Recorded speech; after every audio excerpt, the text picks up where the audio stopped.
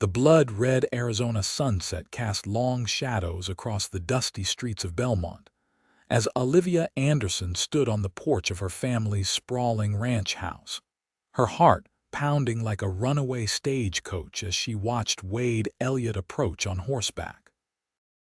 His tall silhouette against the dying light sent a familiar thrill through her body, a thrill she'd been fighting since the day he'd ridden into town 3 months ago. It was 1883, and in Belmont, Arizona territory, a woman's reputation was everything, which was precisely why Wade needed to leave before her 3 brothers returned from Tucson at dawn. "You shouldn't be here," Olivia said, but her lips betrayed her with a smile as he dismounted his chestnut stallion, his movements as fluid as water over stone. "Maybe not," Wade replied, removing his hat and revealing sun-bleached brown hair that curled slightly at his temples. "But I couldn't stay away if I tried."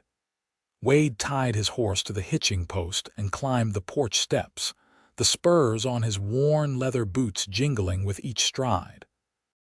At 32, he carried himself with the easy confidence of a man who'd seen his share of trouble but hadn't let it break his spirit. The lines around his eyes crinkled when he smiled, and he was smiling now, a smile that made Olivia's knees weaken despite her best efforts to remain composed. "My brothers will return by daybreak," she warned, glancing nervously down the long road that led to their ranch, the Diamond A. "If they find you here, let them," Wade said, his voice dropping to a husky whisper as he stepped closer. "I'm tired of sneaking around, Olivia." She shook her head, golden brown curls bouncing against her shoulders. At 24, Olivia was no naive girl. After their parents' death 5 years ago, her brothers Jackson, Caleb, and Matthew had become increasingly protective, especially after what happened with Thomas Reynolds. They'd run the last suitor off their land with shotguns after catching him stealing cattle using the Diamond, a brand. "Wade, you must leave before dawn," she begged, though every fiber of her being wanted him to stay.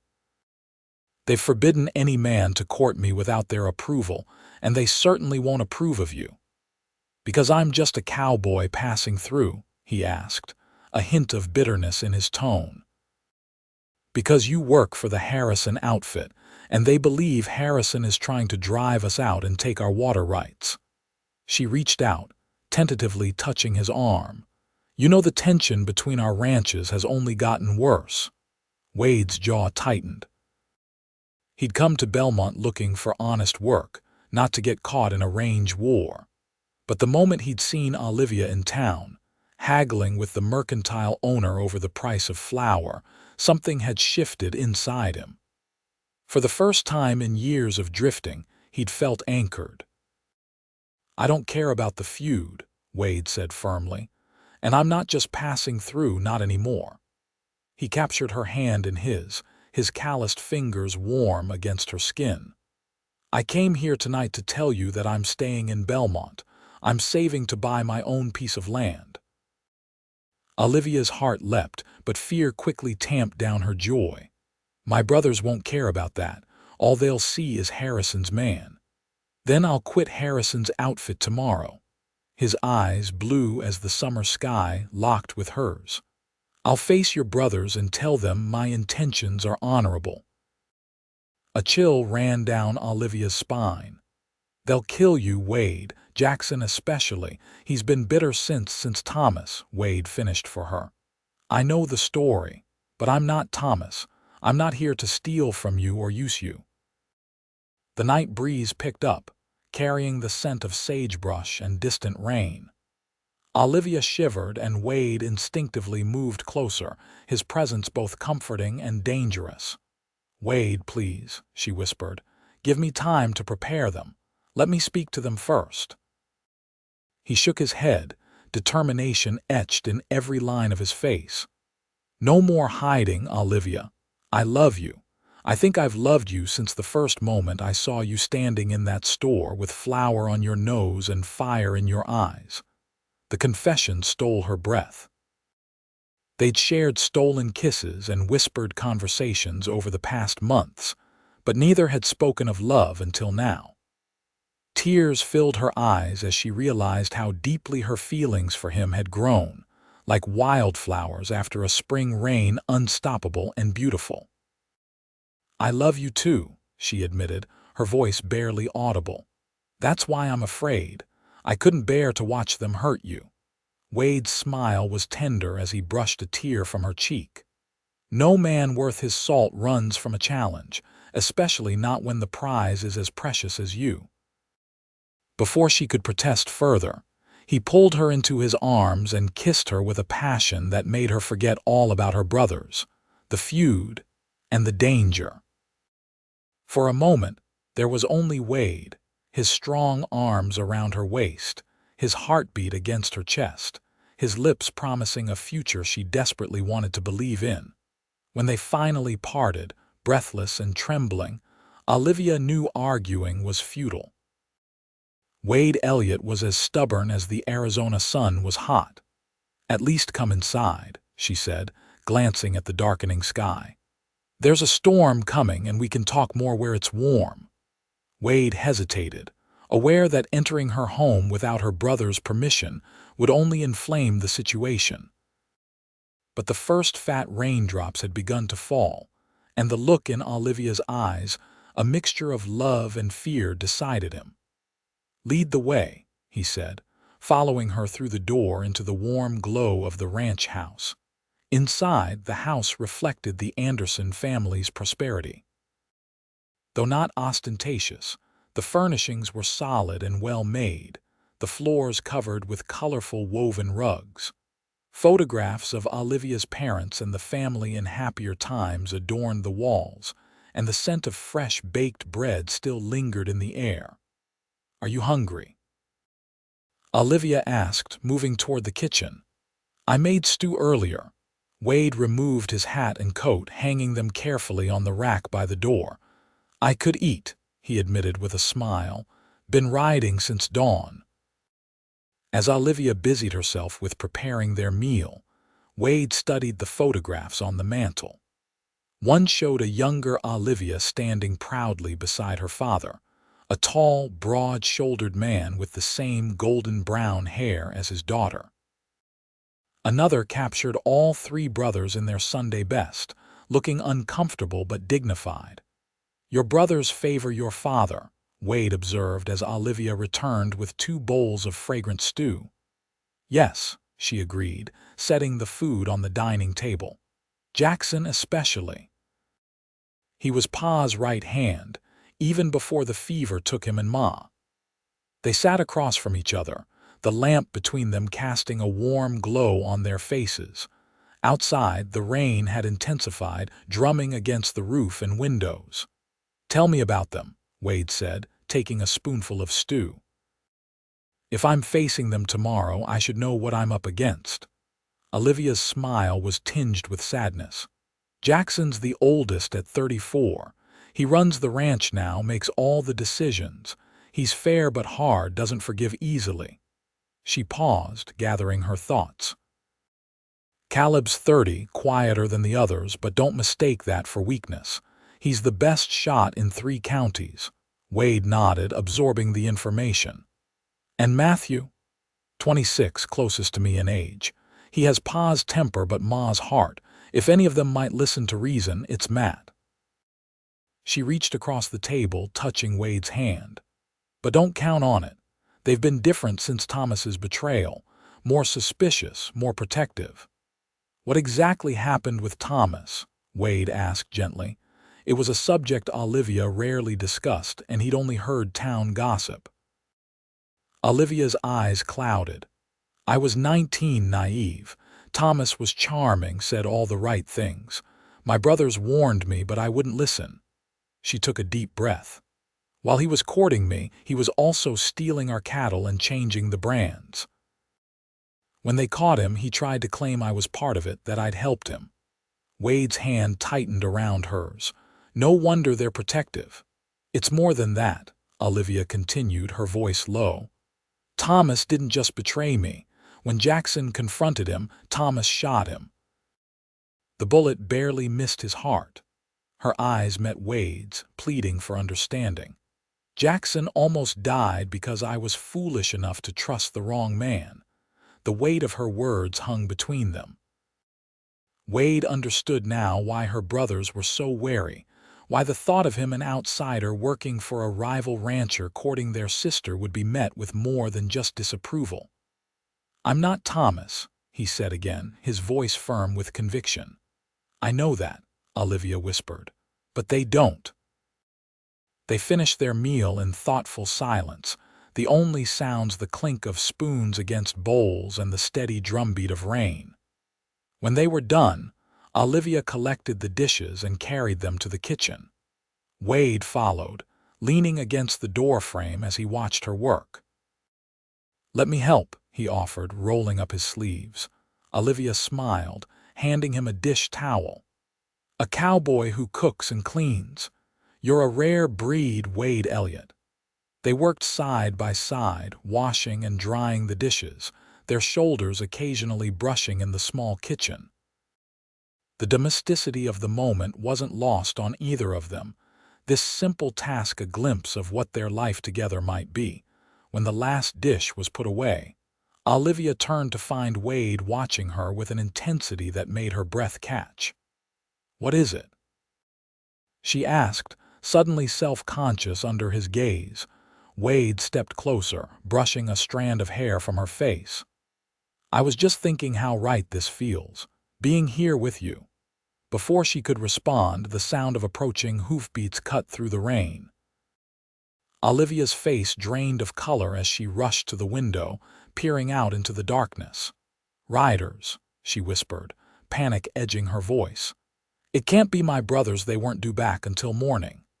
Wade joined her at the window, his hand instinctively moving to the gun at his hip.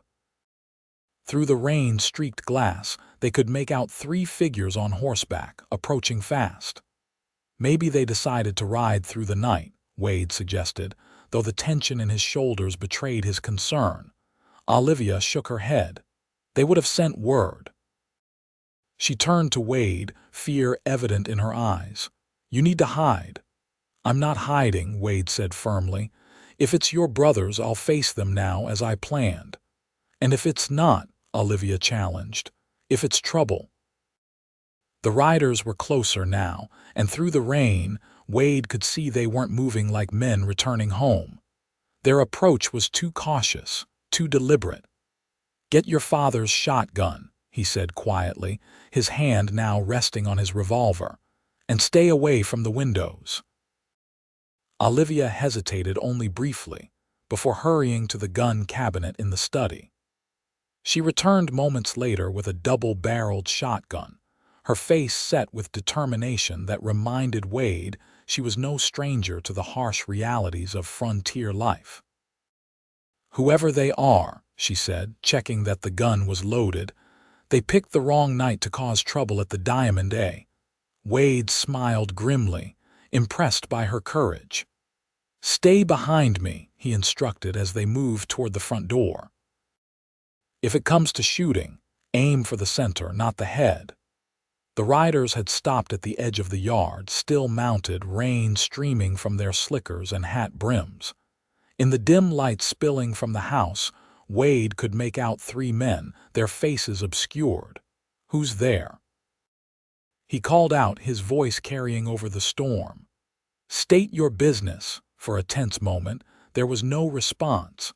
Then one of the riders nudged his horse forward, raising his hand slowly to push back his hat. "I might ask you the same question," the man called back, his voice hard as flint. "Considering this is my ranch and that's my sister standing behind you." Wade felt Olivia's hand on his arm, confirming what he already suspected. "Jackson," she whispered, moving past him to the doorway. The other riders moved forward now, flanking the first man. Though different in build and bearing, their family resemblance was unmistakable, the same strong jaw, the same steely gaze that now fixed on Wade with undisguised hostility.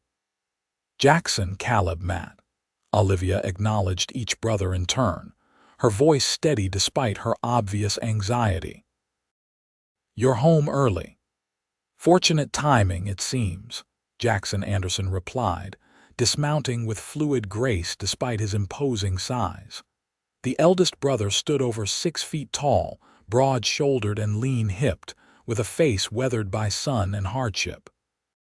His dark blonde hair, darker than Olivia's, was slicked back from the rain, and his eyes, a penetrating gray, never left Wade.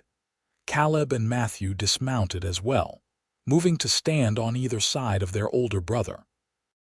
Caleb, slightly shorter but no less intimidating, wore a carefully neutral expression that did nothing to hide the danger Wade sensed in him. Matthew, the youngest brother, made no attempt to mask his displeasure, his hand resting casually near his holstered revolver. "You want to explain why Harrison's man is in our house at this hour, Liv?" Matthew asked, his voice deceptively soft. Olivia stepped fully onto the porch, the shotgun still in her hands. "Mr. Elliott came to speak with me. We were caught by the storm." Jackson's eyes narrowed. "And what business does Harrison's hired gun have with my sister?" Wade bristled at the characterization but kept his voice level when he responded. "I'm a ranch hand, Mr. Anderson, not a gun. And my business with your sister is personal." "Personal," Caleb repeated, speaking for the first time. His voice was quiet but carried a weight that suggested each word was carefully chosen. "What kind of personal business would you have with Olivia?" Before Wade could answer, Jackson cut in. "Get inside, all of you. No sense standing in this downpour." His tone made it clear this wasn't a friendly invitation, but a command to move the confrontation out of the elements. Olivia exchanged a glance with Wade, a silent plea in her eyes. He gave a slight nod, indicating he would follow her lead for now. She turned and went back into the house, Wade close behind her, acutely aware of the three brothers following. Inside, the atmosphere was as charged as the lightning that occasionally flashed through the windows.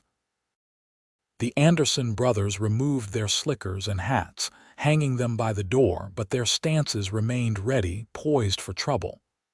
"Now," Jackson said, moving to stand before the fireplace, "explain yourself, Elliott." Wade met the older man's gaze steadily. "I came to tell Olivia that I'm leaving Harrison's employ. I've saved enough to stake a small claim of my own, and I intend to settle in Belmont permanently." "And this concerns my sister how?" Jackson demanded, though the tightening around his eyes suggested he already knew. "I have feelings for Olivia," Wade stated simply. "Feelings that are returned. I came to declare my intentions honorably." A tense silence followed his words. Matthew let out a derisive laugh while Caleb's expression remained impassive. Jackson's face darkened like the storm clouds outside. "Honorable," Jackson scoffed. "You work for the man who's been trying to drive us off our land for 2 years, the man who dammed our creek and left our south pasture to dry up, the man who's paid gunmen to intimidate our hands." "I had nothing to do with any of that," Wade insisted. "I'm a cowhand, nothing more. I signed on 3 months ago for honest work." 3 months, Caleb noted quietly. "Coincidentally, the same time you've been sniffing around our sister." Olivia stepped forward, her patience clearly wearing thin. "That's enough. Wade is a good man. I'm not a child to be protected from my own decisions." "Like you weren't a child with Thomas," Matthew shot back, immediately regretting his words when he saw the hurt flash across his sister's face. Wade moved to Olivia's side, his presence both protective and defiant. "I understand your concerns," he said to the brothers. "I know what happened with Thomas Reynolds, but I'm not him. I have no interest in your ranch or your cattle. My interest is solely in Olivia." Jackson studied Wade, his gaze calculating. "How convenient that Harrison hires a man who just happens to charm his way into our sister's affections." How convenient that this man now claims to want to leave Harrison's employ, just when the water dispute is coming to a head. You think I'm some kind of spy? Wade asked incredulously. I think, Jackson replied coldly, that my sister has poor judgment when it comes to men, and I think you're taking advantage of that fact. Olivia stepped forward, her eyes flashing with anger. Jackson Anderson, you have no right, I have every right, Jackson interrupted. I'm the head of this family, and I'll be damned if I watch another smooth-talking drifter break your heart or threaten this ranch. The tension in the room was palpable, like a drawn bowstring ready to snap. Wade realized that words alone wouldn't convince the Anderson brothers of his sincerity. They needed proof, and he had none to offer except time which they clearly weren't willing to give. What would it take? Wade asked finally. What would convince you that my intentions are honorable? The question seemed to catch Jackson off guard. He exchanged glances with his brothers before answering, Leave Belmont. If your feelings are genuine, they'll keep while you make your fortune elsewhere. Jack, Olivia protested, but her brother silenced her with a look. That's my offer, Elliott. Leave town, prove yourself elsewhere, come back in a year or two if you still want to court my sister. Wade's jaw tightened. And if I refuse? Jackson's hand moved slightly toward his gun. Then I'll assume you're here on Harrison's behalf, and I'll deal with you accordingly. Stop it, all of you, Olivia cried, stepping between Wade and her brother. This is exactly why I didn't tell you about Wade. I knew you'd react like this. How else should we react? Matthew demanded. After what happened last time, I'm not 19 anymore, Olivia interrupted fiercely. I've learned from my mistakes. Wade is nothing like Thomas. Caleb, who had remained mostly silent, finally spoke. Prove it, he said simply. All eyes turned to him. What do you mean? Wade asked. Prove you're not here for Harrison, Caleb elaborated. Prove your intentions toward our sister are honorable. Words are cheap, Elliott. Wade considered this. How? A calculating look crossed Caleb's face. Harrison's been trying to buy the Jenkins parcel that borders our land to the east. Word is, he's planning something there that would further cut off our water access. Find out what it is. You want me to spy on Harrison? Wade asked, disbelieving. I want you to show where your loyalties lie, Caleb replied. If you truly care for Olivia, if you truly want no part in Harrison's feud with us, then help us protect what's ours. Wade glanced at Olivia, whose expression was a mixture of hope and concern. He knew what Caleb was asking was dangerous. If Harrison discovered Wade was gathering information for the Andersons, there would be consequences. But he also recognized the opportunity being offered. This was a chance to prove himself, to show that his love for Olivia was genuine. I'll do it, Wade decided, looking back at Caleb. But I won't work behind Harrison's back. I'll quit openly and then find out what I can about his plans for the Jenkins land. Jackson studied Wade, clearly surprised by his response. You'd risk Harrison's wrath for Olivia? Yes. Something shifted in the room then, a subtle change in the atmosphere. Matthew's stance relaxed slightly, and even Caleb's expression softened a fraction. Jackson, however, remained skeptical. Fine, the eldest Anderson finally said. You get us proof of Harrison's plans and we'll reconsider our position on your relationship with our sister. It wasn't a blessing, not by any means, but it was an opening, a chance that hadn't existed before. Jack, Olivia began, but Wade gently touched her arm. It's all right, he told her. Your brothers are protective because they love you. I respect that. He turned back to Jackson. I'll get you the information you need, but I want your word that if I do, you'll give me a fair chance with Olivia. Jackson's jaw worked as he considered the request. Finally, he gave a curt nod. You have my word. But understand this, Elliott, if you're playing us, if you betray Olivia's trust or ours, There won't be a place in Arizona territory where you can hide from us." The threat hung in the air, but Wade met Jackson's gaze unflinchingly. "Understood." The storm outside had begun to abate, the rain softening to a gentle patter against the windows. Wade knew it was time to leave. "I should go," he said, turning to Olivia. "I'll ride into town at first light, tender my resignation to Harrison, and start finding out what I can." Olivia nodded, though concern still clouded her features. "Be careful," she said softly. "Harrison isn't known for his forgiving nature." Wade smiled, wanting desperately to kiss her but knowing her brothers were watching. "I will." He collected his hat and coat from the rack, nodding respectfully to each of the Anderson brothers in turn. "I'll be back when I have something to report." As he stepped onto the porch, Olivia followed him, ignoring the disapproving looks from her brothers. The rain had slowed to a drizzle, and the clouds were beginning to break, revealing patches of star-strewn sky. "You don't have to do this," Olivia whispered, standing close beside him. "We could leave, find somewhere new to start over." Wade turned to her, touched by the offer but resolute in his decision. "Running away won't solve anything. Your family is here, your home. I want to be worthy of that, worthy of you." "You already are," she insisted, her eyes shining with unshed tears. Wade couldn't resist any longer. He pulled her into his arms and kissed her, briefly but passionately, not caring if her brothers saw. "I love you, Olivia Anderson," he murmured against her lips. "That's not going to change, no matter what happens next." She clung to him for a moment longer before stepping back. "Come back to me," she said, half command, half plea. "Wild horses couldn't keep me away," he promised, then descended the steps to where his chestnut stallion waited patiently under the shelter of an oak tree. As Wade mounted and turned his horse toward town, he felt the weight of 3 pairs of eyes watching him from the house.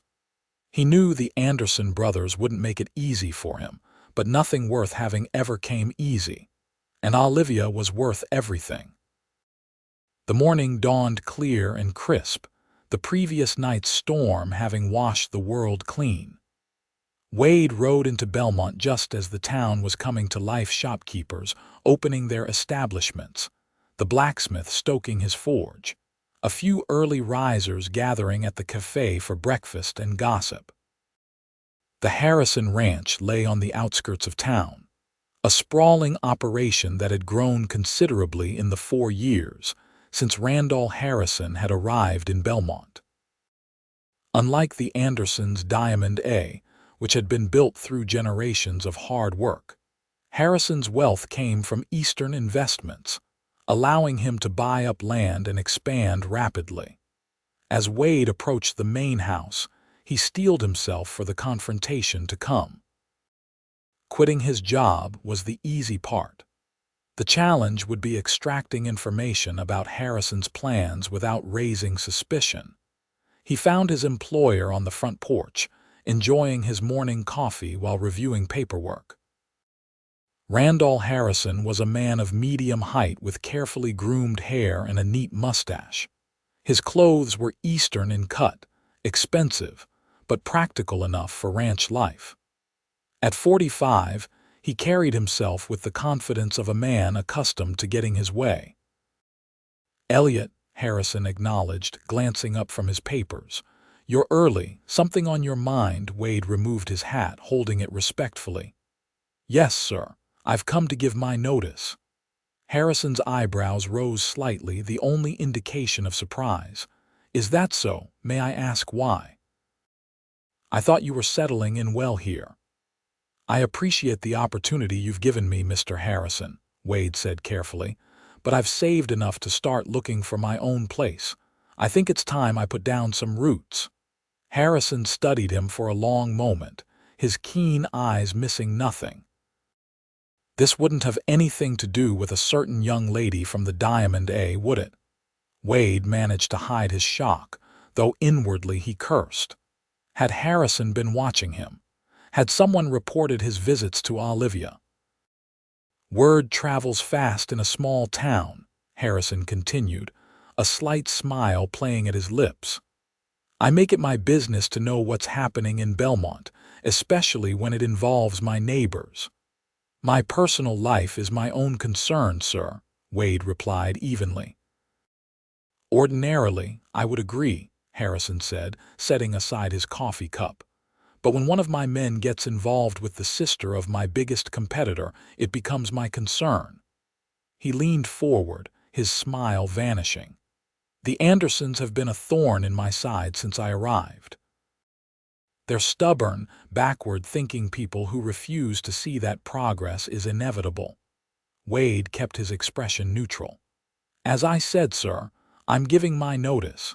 My relationship with Miss Anderson won't affect your business. Harrison chuckled, though there was no warmth in the sound.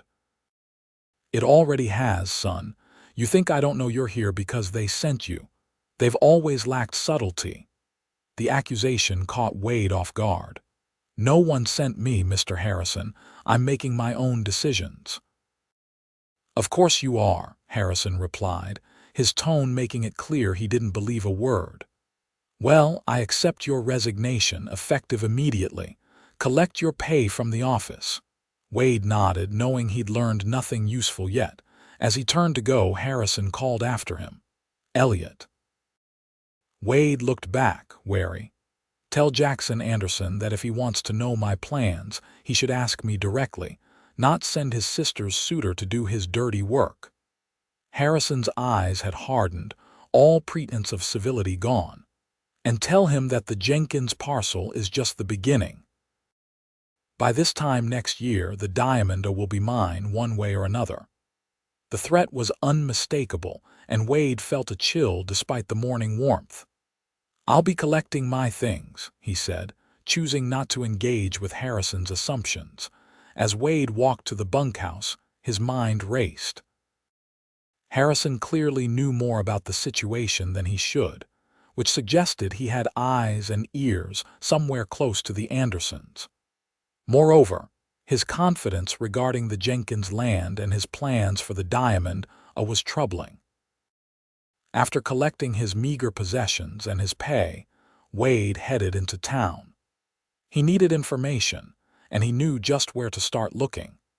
The Belmont Gazette office was a modest building on the main street, its windows displaying the latest edition of the town's weekly newspaper.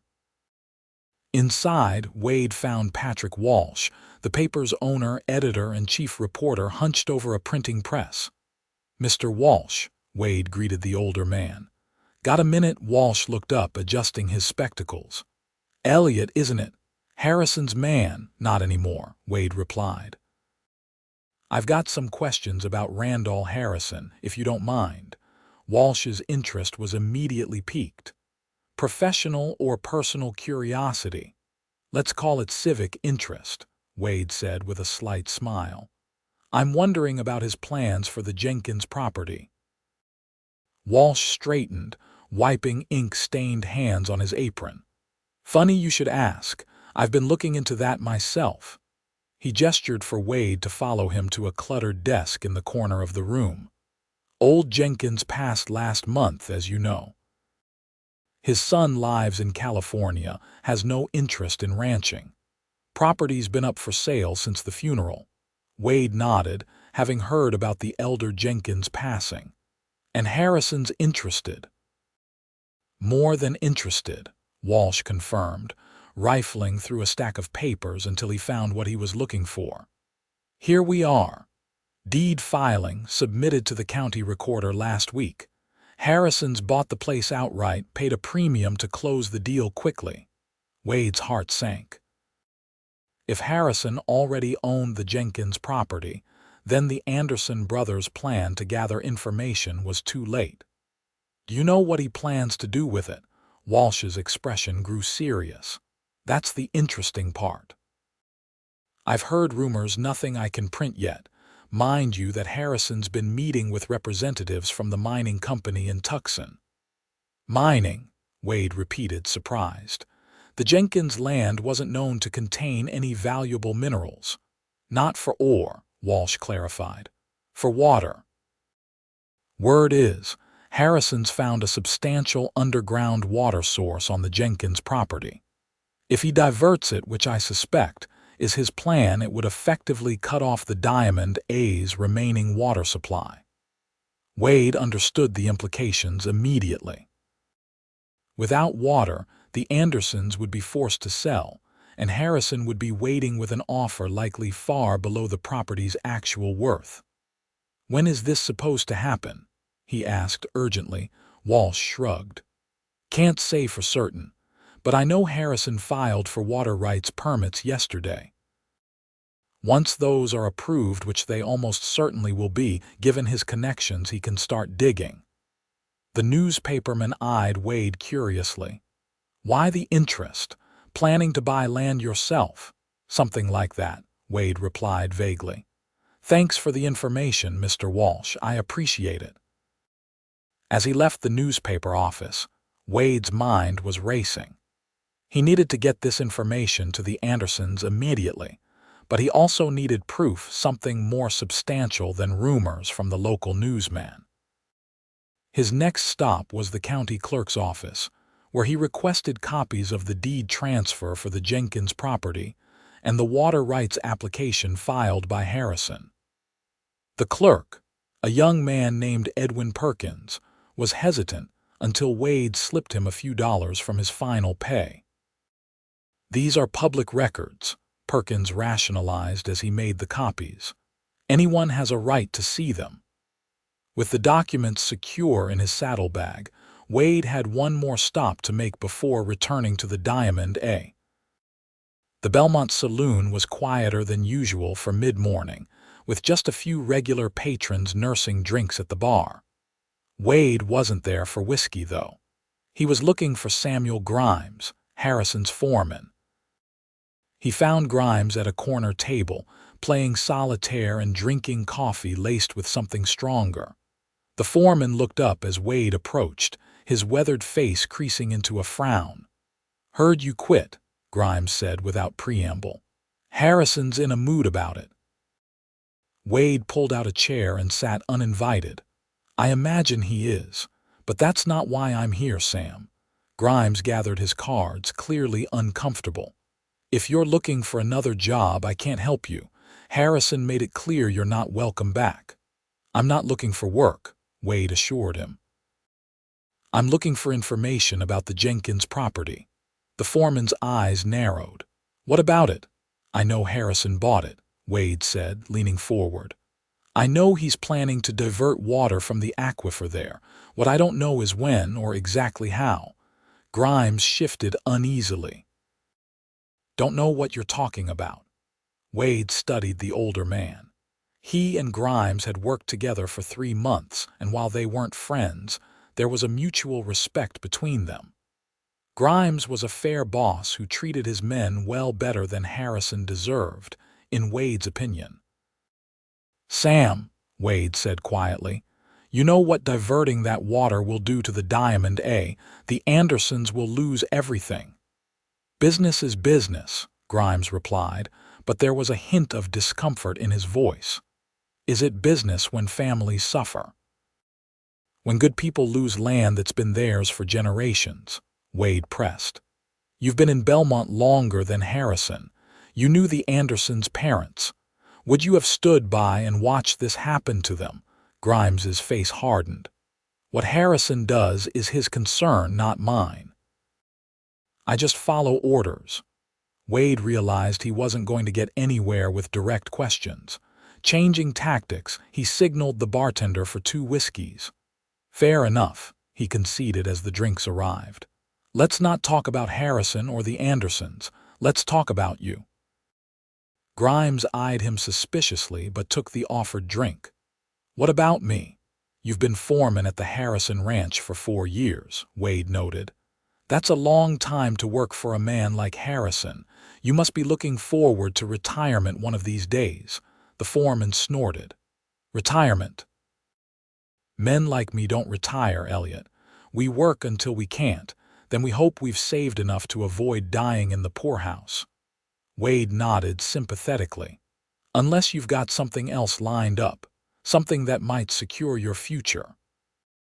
A flicker of something guilt perhaps crossed Grimes's face before he could mask it.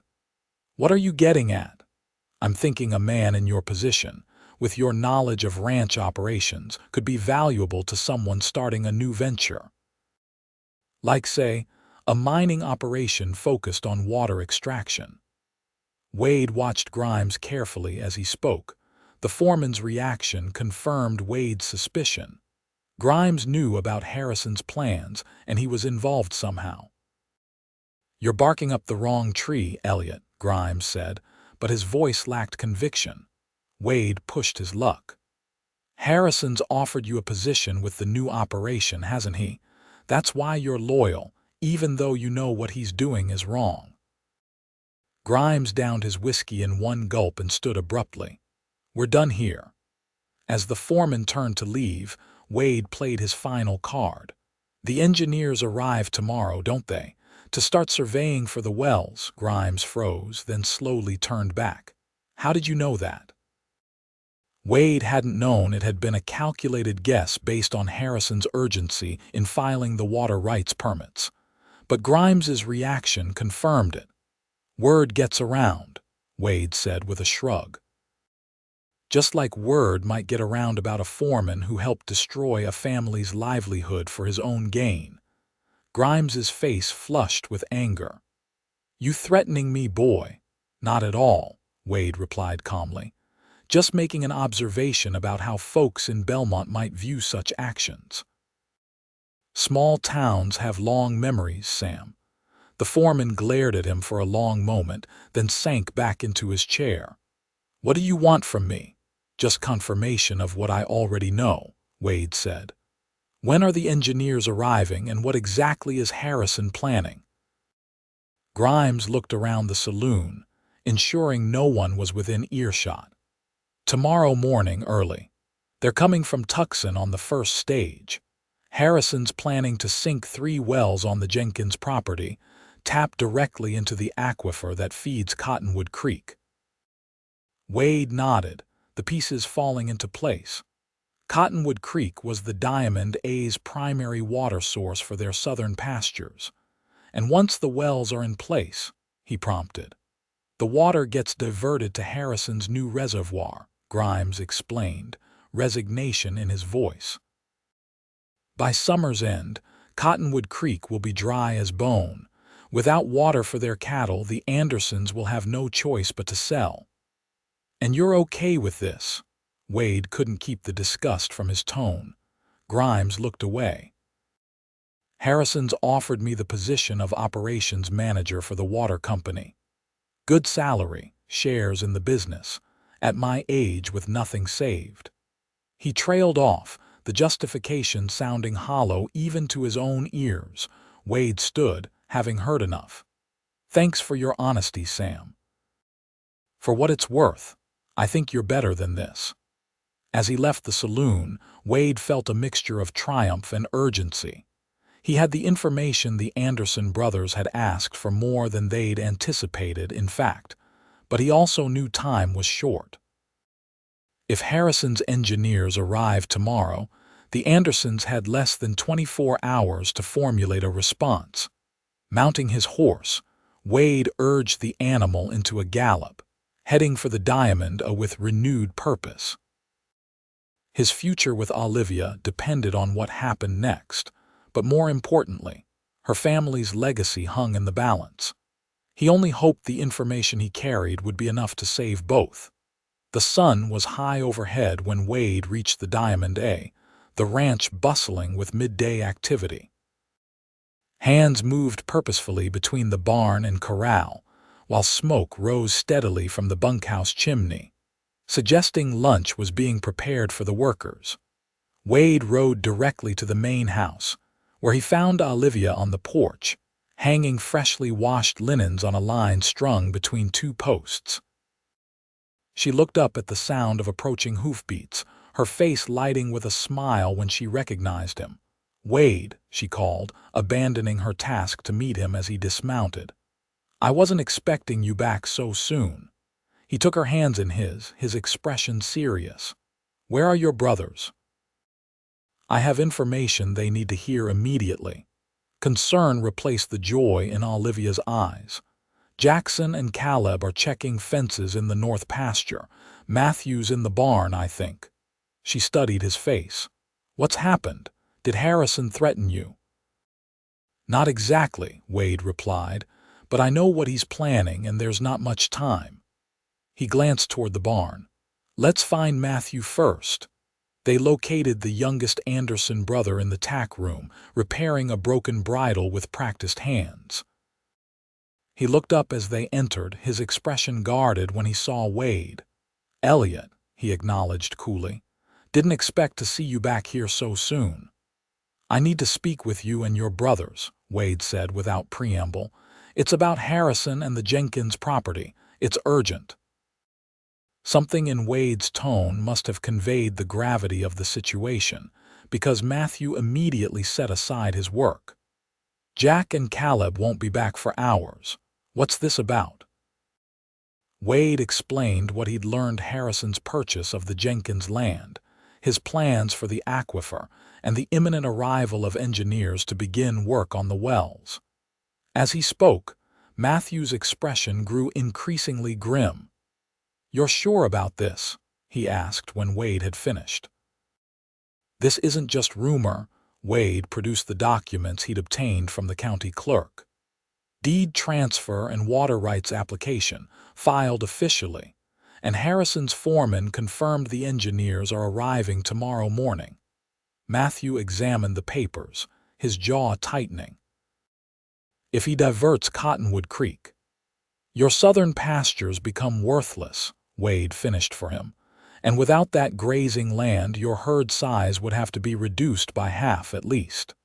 "Which means we couldn't meet our contracts," Matthew realized, the implications sinking in. "We'd be ruined within a year." Olivia, who had been listening silently, spoke up. "We need to get word to Jackson and Caleb." Matthew nodded, already moving toward the door. "I'll send Ruddy to fetch them. They need to hear this directly from you, Elliott." He fixed Wade with an appraising look. "Seems you came through after all." "I said I would," Wade replied simply. While Matthew went to dispatch a ranch hand to find his brothers, Wade and Olivia returned to the house. There was nothing to do now but wait, and the waiting would be torturous given the urgency of the situation. "Tell me everything that happened with Harrison," Olivia said as they sat at the kitchen table, cups of coffee cooling before them.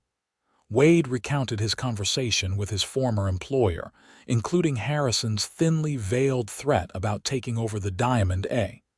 "He knew about us," Wade added. "He practically accused me of being sent by your brothers to spy on him." Olivia frowned. "How would he know about us? We've been so careful." Wade shook his head. "Someone's been talking." "Harrison said he makes it his business to know what happens in Belmont, especially where your family is concerned." "We have enemies, that's no secret," Olivia acknowledged. "But someone close enough to know about you and me." She looked troubled by the thought. The sound of galloping horses interrupted their conversation. Through the window, they saw Jackson and Caleb riding hard toward the house, Matthew not far behind them. The urgency of their return suggested Matthew had conveyed the seriousness of the situation. Moments later, the three Anderson brothers burst into the kitchen, their faces etched with concern and barely contained anger. "Elliott," Jackson acknowledged tersely, "Matt says you have information about Harrison." Wade repeated his findings once more, laying out the documents for the elder Andersons to examine. Jackson's expression darkened as he read, while Caleb remained outwardly calm, though a muscle twitched in his jaw. "The bastard's been planning this all along," Jackson finally said, looking up from the papers. "He's been buying up land piece by piece, boxing us in. The Jenkins property was the last piece he needed." "If he controls the aquifer, he controls the creek," Caleb observed. "And without the creek, we lose half our grazing land.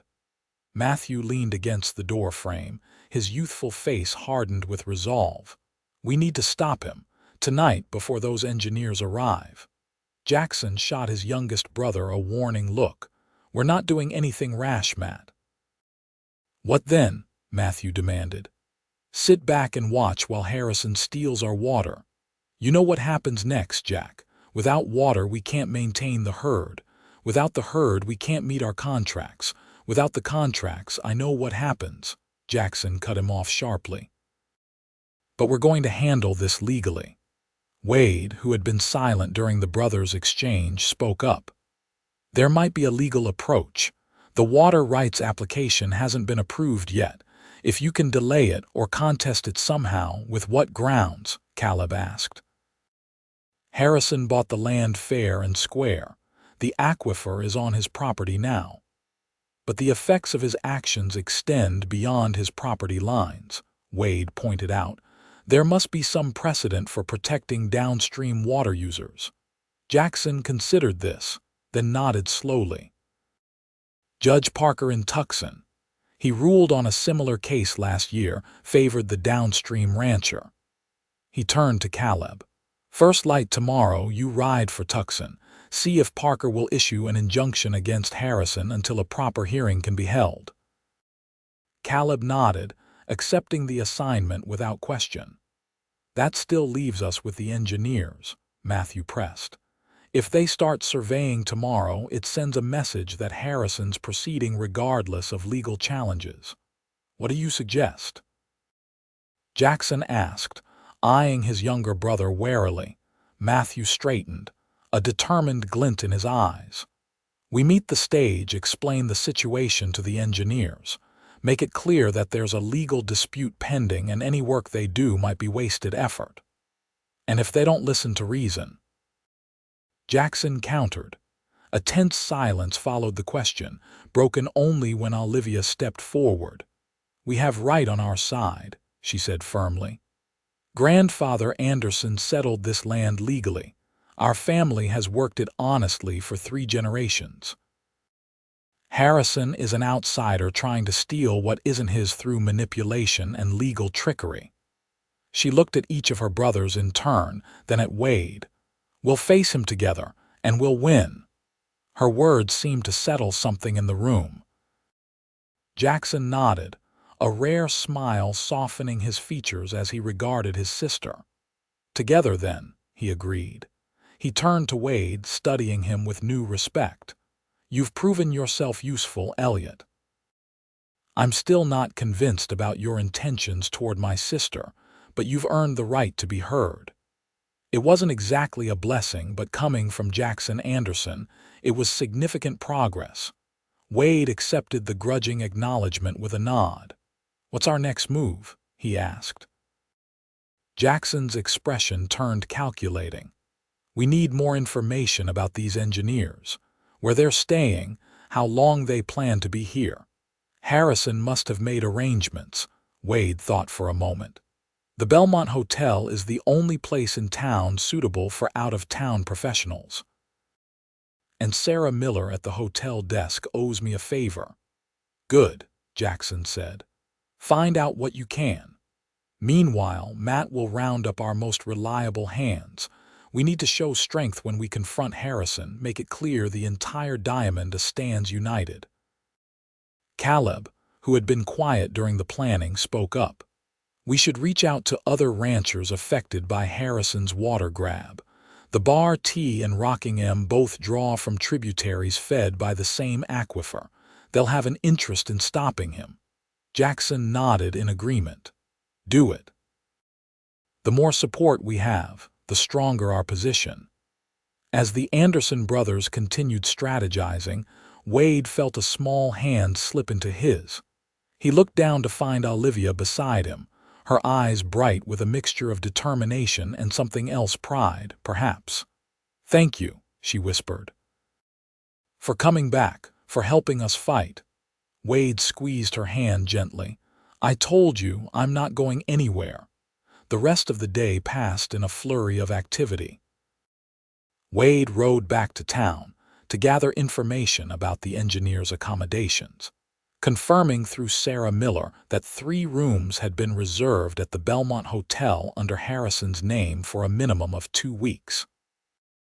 Meanwhile, Caleb visited neighboring ranches to rally support, returning by nightfall with commitments from both the Bar T and Rockingham to stand with the Diamond against Harrison's water scheme.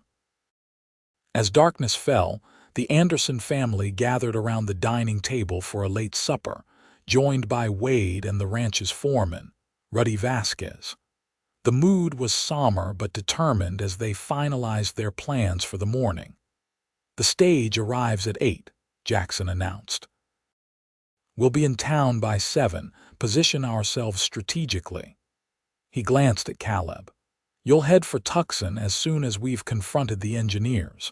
Ride hard. Judge Parker needs to hear our case before Harrison's lawyers get to him." Caleb nodded, accepting a plate of stew from Olivia. "I'll take the South Trail, faster than the stage road this time of year."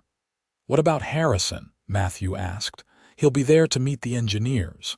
Jackson's expression hardened. "Let him come. It's time we had things out in the open." Wade, who had been listening quietly, spoke up. "Harrison won't take this lying down. He's invested too much in this plan to back off easily." "You think he'll resort to violence?" Olivia asked, concern evident in her voice. Wade considered the question carefully. "Not openly, not in town. Harrison cares about his reputation too much for that. But he has men who don't share those scruples." "Like who?" Matthew demanded.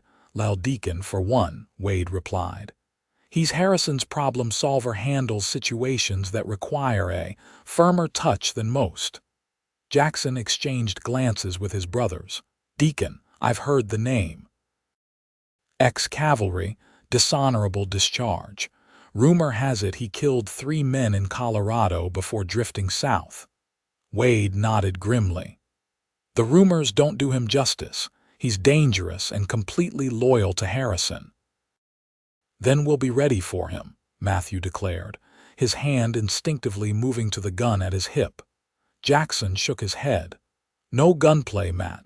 That's exactly what Harrison wants, an excuse to paint us as the aggressors." He turned to Wade. "If Deacon's there tomorrow, you keep an eye on him. You know how he operates." "Will do," Wade agreed, though the thought of facing Deacon again made his stomach churn. The man was a predator, and Wade had seen firsthand what happened to those who crossed him. As the meal concluded and plans were finalized, the group began to disperse. Caleb headed to the bunkhouse to brief the hands who would accompany them to town, while Matthew and Ruddy went to check on the horses and prepare them for the early morning ride. Wade found himself alone with Olivia in the kitchen as she cleared the table, Jackson having stepped outside for a final inspection of the ranch before turning in. "You should get some rest," Olivia said, glancing at Wade as she stacked plates by the wash basin. "Tomorrow will be challenging." Wade moved to help her, taking the dishes from her hands and setting them aside. "Olivia," he said quietly, turning her to face him, "there's something I need to say in case things don't go as planned tomorrow." Concern flashed across her face. "Don't talk like that. We have a good strategy, the law on our side, I know," Wade interrupted gently. "But I've seen men like Harrison before. They don't play by the rules when the stakes are high." He took a deep breath, steadying himself. "If something happens to me, nothing is going to happen to you," Olivia insisted fiercely. Wade smiled at her determination. "Humor me." He took her hands in his expression serious. "If something happens, I want you to know that these past months have been the happiest of my life. Before I met you, I was just drifting, no purpose beyond the next paycheck. You gave me a reason to stop, to imagine a future somewhere permanent." Tears welled in Olivia's eyes, but she blinked them away, refusing to give in to fear. "I love you, Wade Elliott. And when this is over, when Harrison has been stopped and my brothers have accepted you, I want to build that future together." Wade's heart swelled at her words. He pulled her close, kissing her with a tenderness born of deep emotion. For a moment, the world outside ceased to exist. There was only Olivia in his arms, her lips on his, her heartbeat against his chest. "I love you too," he whispered when they finally parted. "More than I thought possible." The creak of the front door announced Jackson's return, and they stepped apart, though not hastily enough to avoid his notice as he entered the kitchen. Jackson's eyes narrowed slightly, but to Wade's surprise, he made no comment about finding them in an embrace. Instead, he addressed Wade directly. "A word, Elliott. Outside." Wade exchanged a quick glance with Olivia, who nodded encouragingly, then followed Jackson onto the porch. The night was clear, stars scattered like diamond dust across the black velvet sky. In the distance, coyotes called to one another, their eerie songs carrying on the still air. Jackson leaned against the porch railing, his profile stern in the moonlight. For a long moment he said nothing, and Wade waited, sensing the older man was gathering his thoughts. "My sister loves you," Jackson finally stated, the words neither a question nor an accusation, simply a fact. "Yes," Wade confirmed, "and I love her." Jackson turned to face him fully. "I've watched men court my sister before, some with honest intentions, some without. Thomas Reynolds nearly destroyed her with his betrayal." "I'm not Thomas," Wade said, repeating what was becoming a familiar refrain. "No, you're not," Jackson agreed, surprising Wade. "Reynolds was a coward at heart. You stood your ground when I threatened you. You went up against your former employer to help us. Those aren't the actions of a coward." Wade wasn't sure how to respond to what seemed like a grudging compliment. "Thank you." Jackson wasn't finished. "But loving someone and being worthy of them are different things. Olivia deserves a man who will stand beside her through whatever comes, who will put her happiness above his own, who will fight for her and for what's right, even when the odds are stacked against him." "That's the kind of man I aspire to be," Wade said sincerely. Jackson studied him for a long moment, then nodded slowly. "We'll see. Tomorrow will tell us a lot about what kind of man you truly are, Wade Elliott." It was the first time Jackson had used his first name, and the significance wasn't lost on Wade. It represented a small but important shift in how Olivia's eldest brother viewed him, not quite acceptance, but perhaps the beginning of respect. "Get some rest," Jackson advised, straightening. "Dawn comes early, and we'll need clear heads and steady hands." As Jackson turned to go back inside, Wade called after him softly, "She's fortunate, you know, to have brothers who care so deeply." Jackson paused in the doorway, looking back with a flicker of surprise. "We're the fortunate ones. Olivia has been the heart of this family since our mother passed. She's stronger than any of us, though she might not know it." A ghost of a smile crossed his features. "If you're smart, you'll remember that." With that parting advice, Jackson disappeared into the house, leaving Wade alone with his thoughts under the vast Arizona sky. Tomorrow would indeed be a test of his courage, his commitment to Olivia, and his ability to stand with the Andersons against a powerful enemy. But for the first time since this began, Wade felt a cautious optimism. He had earned a measure of trust from Jackson Anderson, and that was no small achievement. Inside, he found Olivia waiting for him, a lamp in hand to show him to the guest room where he would spend the night. "What did Jackson say to you?" she asked as they climbed the stairs. Wade smiled reassuringly.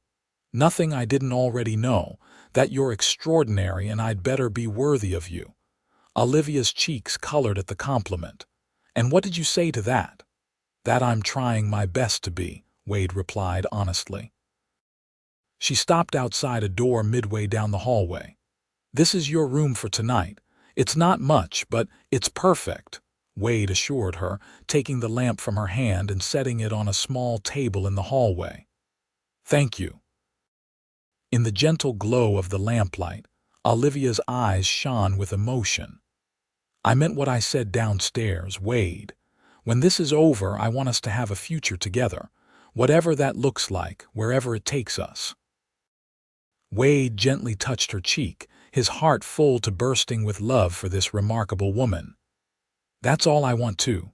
A life with you, Olivia Anderson." She rose on tiptoe to kiss him softly, then stepped back, mindful of her brothers down the hall. "Sleep well. Tomorrow we fight for what's ours." As Olivia disappeared down the hallway to her own room, Wade watched her go, a fierce resolve settling over him. Tomorrow would indeed be a fight for water rights, for the Diamond A's future, and for his place in Olivia's life. And it was a fight he intended to win, no matter what it took. Morning came too quickly, the eastern sky barely lightening when the household stirred to life. By the time the sun's first rays crested the distant mountains, the Diamond, a contingent, was mounted and ready to ride. Jackson, Matthew, and Wade, along with 4 of the ranch's most trusted hands. Caleb would join them in town before departing for Tucson, while Olivia, despite her protests, had been convinced to remain at the ranch with Ruddy and the remaining hands. "I should be there," she'd argued as they prepared to leave. "It's my future at stake, too." "Precisely why you need to stay," Jackson had countered. "If things go sideways, someone needs to be here to hold the Diamond together." It was a responsibility Olivia didn't take lightly, and though she'd agreed reluctantly, Wade had seen the steel in her eyes as she'd kissed him goodbye. She was entrusting him not just with her heart, but with her family's legacy. It was a trust he vowed not to betray. The ride to Belmont was conducted mostly in silence, each man lost in his own thoughts about the confrontation to come. As they crested the final ridge overlooking the town, Wade surveyed the scene below. Belmont was coming to life, smoke rising from chimneys, the occasional wagon moving along the main street. At the far end of town stood the stage depot, their destination. "Remember," Jackson said as they prepared to descend into town, "we're here to make a statement, not start a war. We approach openly, respectfully, but we make our position clear." The men nodded their understanding, adjusting their hats and checking their weapons not to use them, but to ensure Harrison and his men understood the seriousness of the situation. As they rode into Belmont, the townspeople took notice. It wasn't every day that the Anderson brothers arrived with an armed escort, and word spread quickly. By the time they reached the stage depot, a small crowd had gathered, curious about the unusual display. Caleb was waiting for them, his horse already saddled for the long ride to Tucson. Beside him stood Wesley Turner of the Bar T and Miguel Ortega of the Rocking M, each with 2 of their own ranch hands, a show of solidarity that brought a satisfied nod from Jackson. "Harrison's already here," Caleb informed them quietly as they dismounted. "Inside the depot with Deacon and 2 others I don't recognize." Wade scanned the area, his gaze settling on the depot building. Through the window, he could make out Harrison's distinctive figure speaking animatedly to the depot manager. "The stage is on time," Caleb continued. "Due in about 15 minutes. Jackson nodded, turning to address the assembled ranchers. "Gentlemen, I appreciate your support. This isn't just about the Diamond. A Harrison's water grab affects all of us. Today, we stand together to protect what's rightfully ours." Turner, a grizzled veteran of the range wars in Wyoming, spat tobacco juice into the dust. "Damn right. These Eastern money men think they can buy up everything and everyone. Time someone showed 'em different." Ortega, younger but no less determined, nodded in agreement. "My father built the Rocking M with his bare hands. No one takes our water without a fight." With the alliance firmly established, Jackson led the way toward the depot building, the other ranchers falling in behind him. Wade positioned himself slightly to Jackson's right, keeping a clear line of sight to the doorway, alert for any sign of Deacon. They were halfway across the yard when the depot door swung open and Harrison emerged, flanked by the man Wade had been watching for. Deacon was tall and lean, with cold eyes set in a face that seemed incapable of genuine emotion. He wore his gun low on his hip, the mark of a man who used it professionally. Harrison halted at the sight of the approaching group, surprise quickly replaced by calculation as he assessed the situation. Beside him, Deacon's hand drifted casually toward his holster. "Jackson Anderson," Harrison greeted with forced cordiality. "This is unexpected." "Come to welcome our visitors." "You know why we're here, Harrison," Jackson replied evenly. "We know about your plans for the Jenkins property. We know about the aquifer." A flicker of annoyance crossed Harrison's face before he regained his composed expression. "Business ventures are hardly a secret in a town this size. Yes, I've purchased the Jenkins land, and yes, I intend to develop its water resources. All perfectly legal, I assure you." "Legal doesn't make it right," Matthew interjected, his youthful face hard with anger. "You're planning to steal our water, plain and simple." Harrison's eyes narrowed at the accusation. "I'm developing resources on land I own legally. If that happens to affect water flow downstream, well," he spread his hands in a gesture of mock helplessness, "that's simply an unfortunate consequence of progress." Turner stepped forward, his weathered face set in grim lines.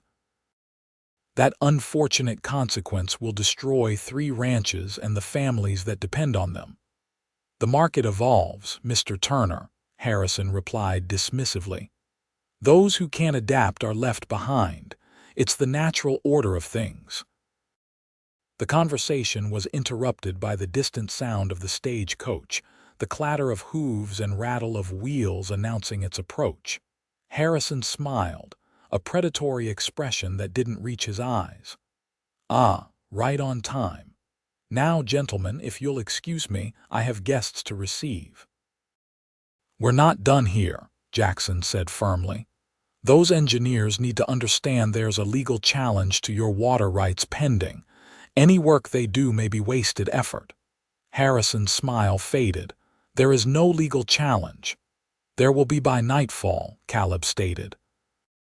"Judge Parker in Tucson will hear our petition today." For the first time, uncertainty flickered in Harrison's eyes. He clearly hadn't anticipated the Andersons moving so quickly, or having knowledge of the legal precedent that might work in their favor. "Parker is one judge," Harrison recovered smoothly. "I have connections in the territorial capital that go well beyond a single county justice."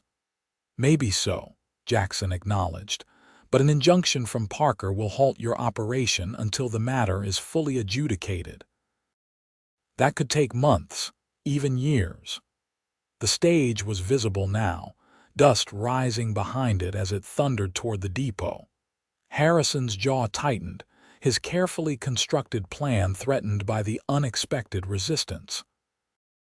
"I won't be deterred by legal maneuvering, Anderson," he said, dropping all pretense of civility. "One way or another, the Jenkins water will be mine to control." "Not while we stand united against you," Jackson replied, gesturing to the assembled ranchers. Harrison's gaze swept over the group, lingering on Wade with particular disdain. "Ah, Mr. Elliott, I see you found new employment quickly. Tell me, was betraying my trust part of your plan all along, or merely a happy coincidence?" Wade met his former employer's gaze steadily. "I chose to stand with people who understand that water belongs to everyone, not just those wealthy enough to divert it for profit." Harrison laughed, a cold sound devoid of humor. Such noble sentiments from a drifter. I wonder how long your principles will last when the Andersons can no longer afford to pay you." Before Wade could respond, the stagecoach rolled to a stop in front of the depot, the driver calling out a greeting as he set the brake. The door swung open, and 3 men descended well-dressed, carrying leather portfolios and surveying equipment, unmistakably the engineers Harrison had been expecting. Harrison moved to intercept them, but Jackson was faster, stepping forward to address the newcomers directly. "Gentlemen, welcome to Belmont. I'm Jackson Anderson of the Diamond Ranch. Before you proceed with any work for Mr. Harrison, there's something you should know."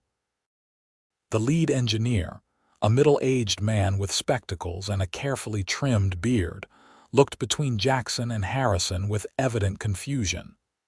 "What's the meaning of this? Mr. Harrison assured us everything was in order." "There's a legal dispute regarding the water rights Mr. Harrison is claiming," Jackson explained. "By day's end, there will likely be an injunction against any development of the Jenkins property pending a full hearing." The engineers exchanged concerned glances. The bearded man turned to Harrison with a frown. "You said nothing about legal complications, Mr. Harrison." "Because there are none," Harrison snapped. "These men are attempting to interfere with legitimate business through intimidation. The property is mine. The water rights application is properly filed. Everything else is just noise." "It's more than noise," Wade stepped in. "It's the livelihoods of 3 ranching families and all the people who depend on them." He addressed the engineers directly.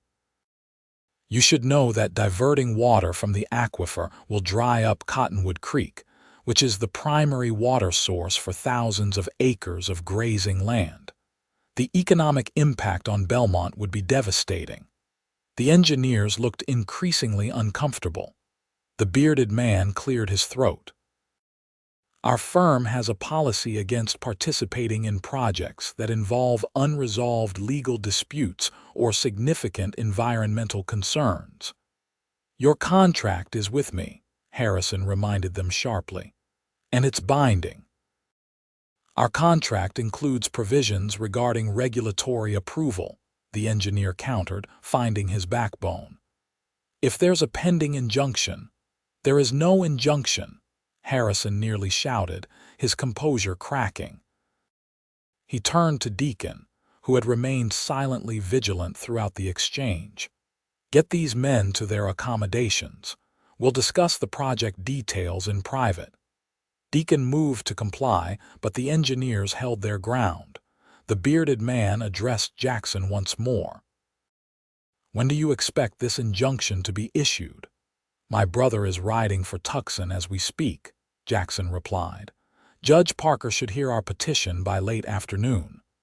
The engineer nodded thoughtfully.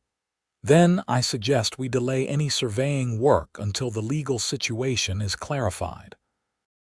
A day or 2 won't significantly impact the project timeline." Harrison's face darkened with anger. "I'm paying you to work, not to wait." "You're paying us for our expertise," the engineer corrected firmly. "And my professional judgment says we wait until the legal issues are resolved." It was a small victory, but a significant one. Jackson exchanged satisfied glances with his allies as the engineers collected their luggage from the stage and moved toward the hotel, pointedly ignoring Harrison's continued objections. When they had gone, Harrison turned back to the ranchers, his expression thunderous. "This changes nothing. The engineers will wait, but the water rights will ultimately be mine." "We'll see about that," Jackson replied calmly. "Judge Parker has ruled in favor of downstream users before." Harrison's eyes narrowed. "Parker is one judge in one county. I have friends in the territorial legislature, in Washington even. Do you really think your little ranch can stand against that kind of influence?" "We're not just standing against you," Matthew pointed out, gesturing to the assembled ranchers.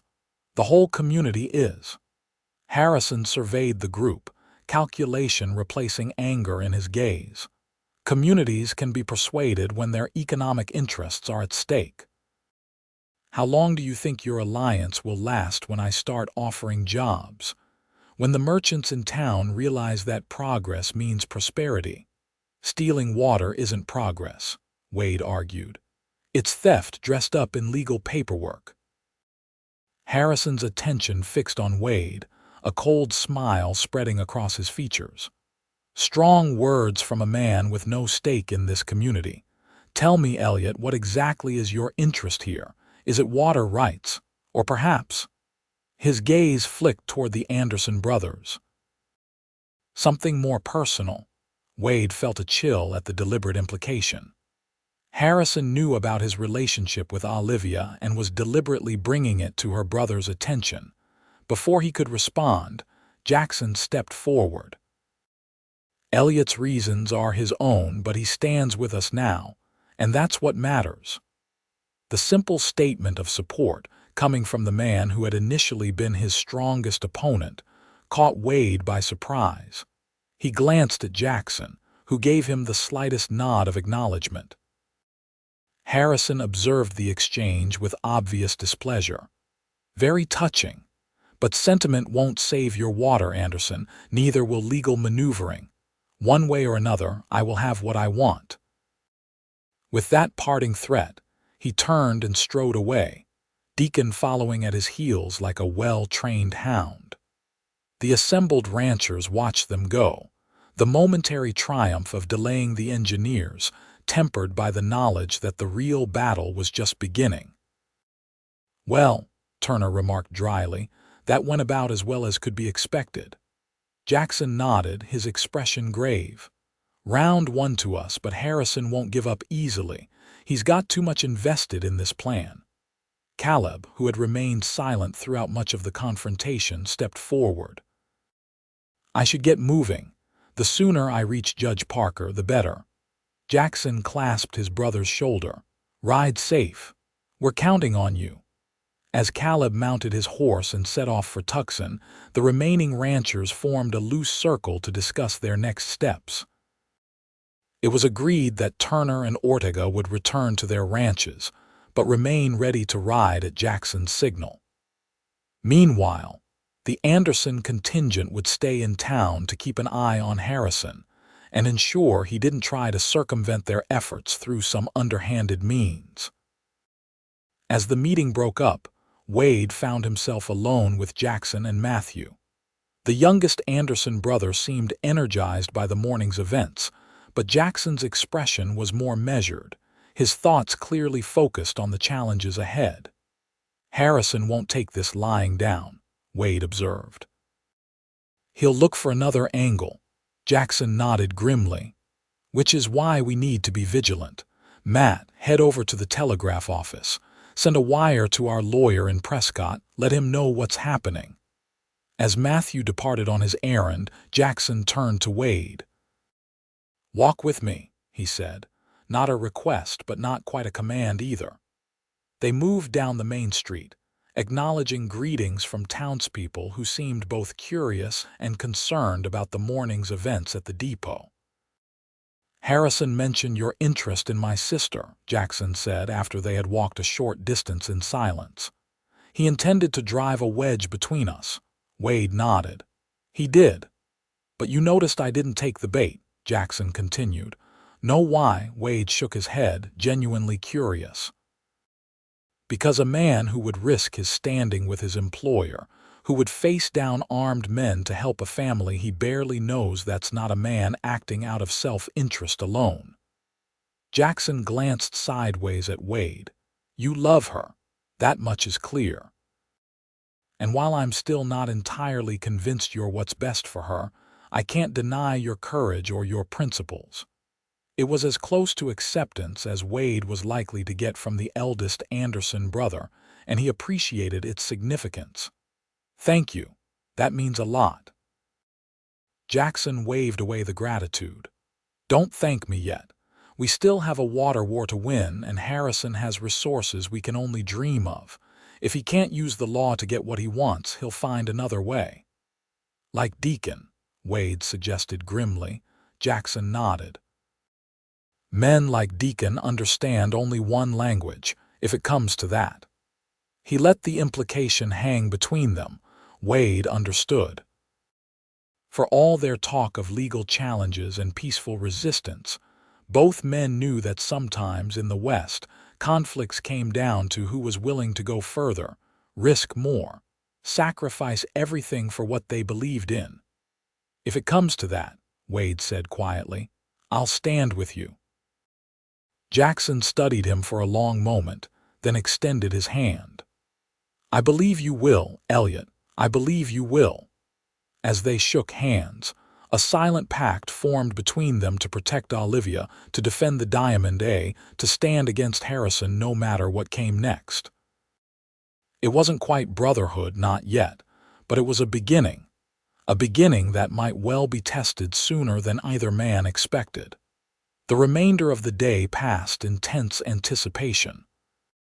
Matthew returned from the telegraph office with news that their lawyer in Prescott would support their legal challenge and had connections who might help counter Harrison's political influence. Meanwhile, Jackson arranged for the Diamond A hands to patrol the town in shifts, keeping an eye on Harrison and his men. Wade spent the afternoon gathering additional intelligence from his contacts in town. From the blacksmith, he learned that Harrison had recently ordered specialized drilling equipment from Tucson. From the mercantile owner, he discovered that Harrison had been stockpiling supplies enough to support a large work crew for several weeks. Everything pointed to a man preparing for a major operation, one he had no intention of abandoning despite legal obstacles.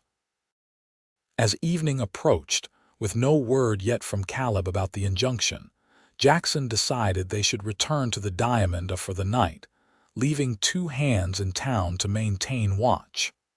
Olivia would be worried, and they needed to prepare for whatever tomorrow might bring. The ride back to the ranch was conducted in thoughtful silence, each man considering the day's events and the confrontation to come.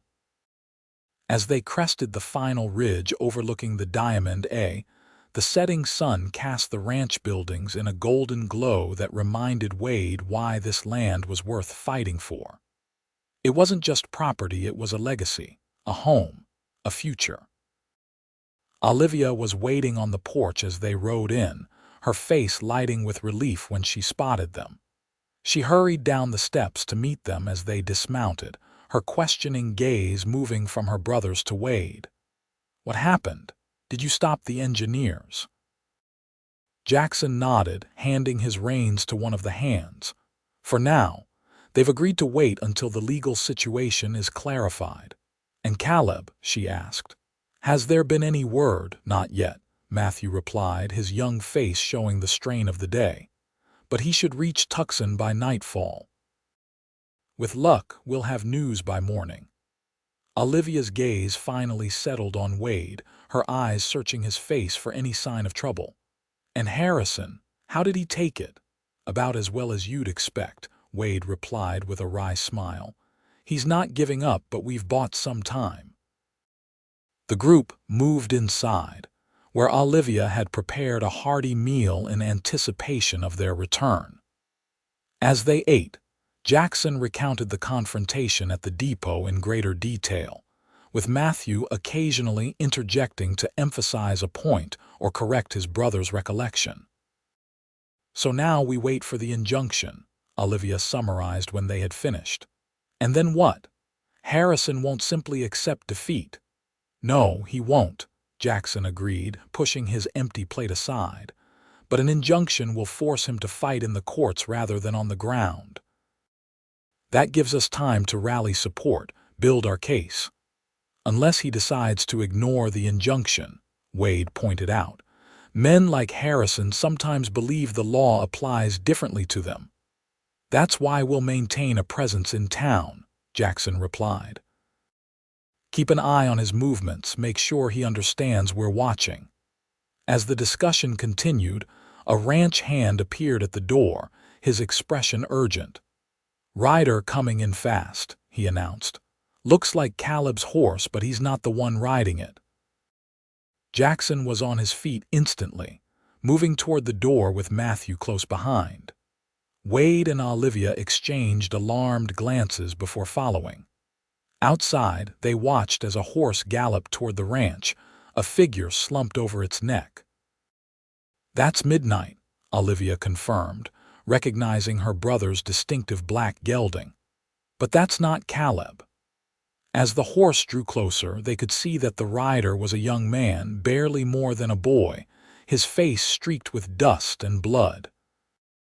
Jackson reached the horse first, catching the reins and steadying the animal as Matthew helped the rider dismount. "What happened?" Jackson demanded. "Where's my brother?" The young man swayed on his feet, clearly exhausted.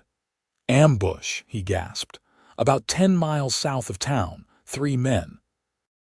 They were waiting for him." Olivia's hand flew to her mouth, her face draining of color. Wade moved to her side, supporting her as her knees threatened to buckle. "Is he alive?" Matthew asked, his voice tight with fear. The messenger nodded weakly. "Yes, sir. They shot him in the shoulder, but he was conscious when I left. Told me to take his horse, get to the diamond as fast as I could." "Where is he now?" Jackson pressed. "Farmer's place by the creek," the young man replied. "Mr. Phillips, they're tending to him there." Relief washed over the group at the news that Caleb was alive, though the implications of the ambush were clear. Harrison had escalated the conflict beyond legal maneuvering into outright violence. "Did you see who did it?" Wade asked. The messenger shook his head. "No, sir. It was getting dark and they fired from the trees, but your brother—" He looked at Jackson. "He said it was Harrison's man, the tall one with the cold eyes." "Deacon," Wade confirmed grimly. "Harrison's enforcer." Jackson's face hardened into a mask of controlled fury. "Matt, saddle fresh horses. We ride for Phillips' place immediately." He turned to the ranch hands who had gathered during the exchange. "Ruddy, select 4 men. I want the ranch secured in case this is a diversion." As the men hurried to comply, Olivia stepped forward. "I'm coming with you.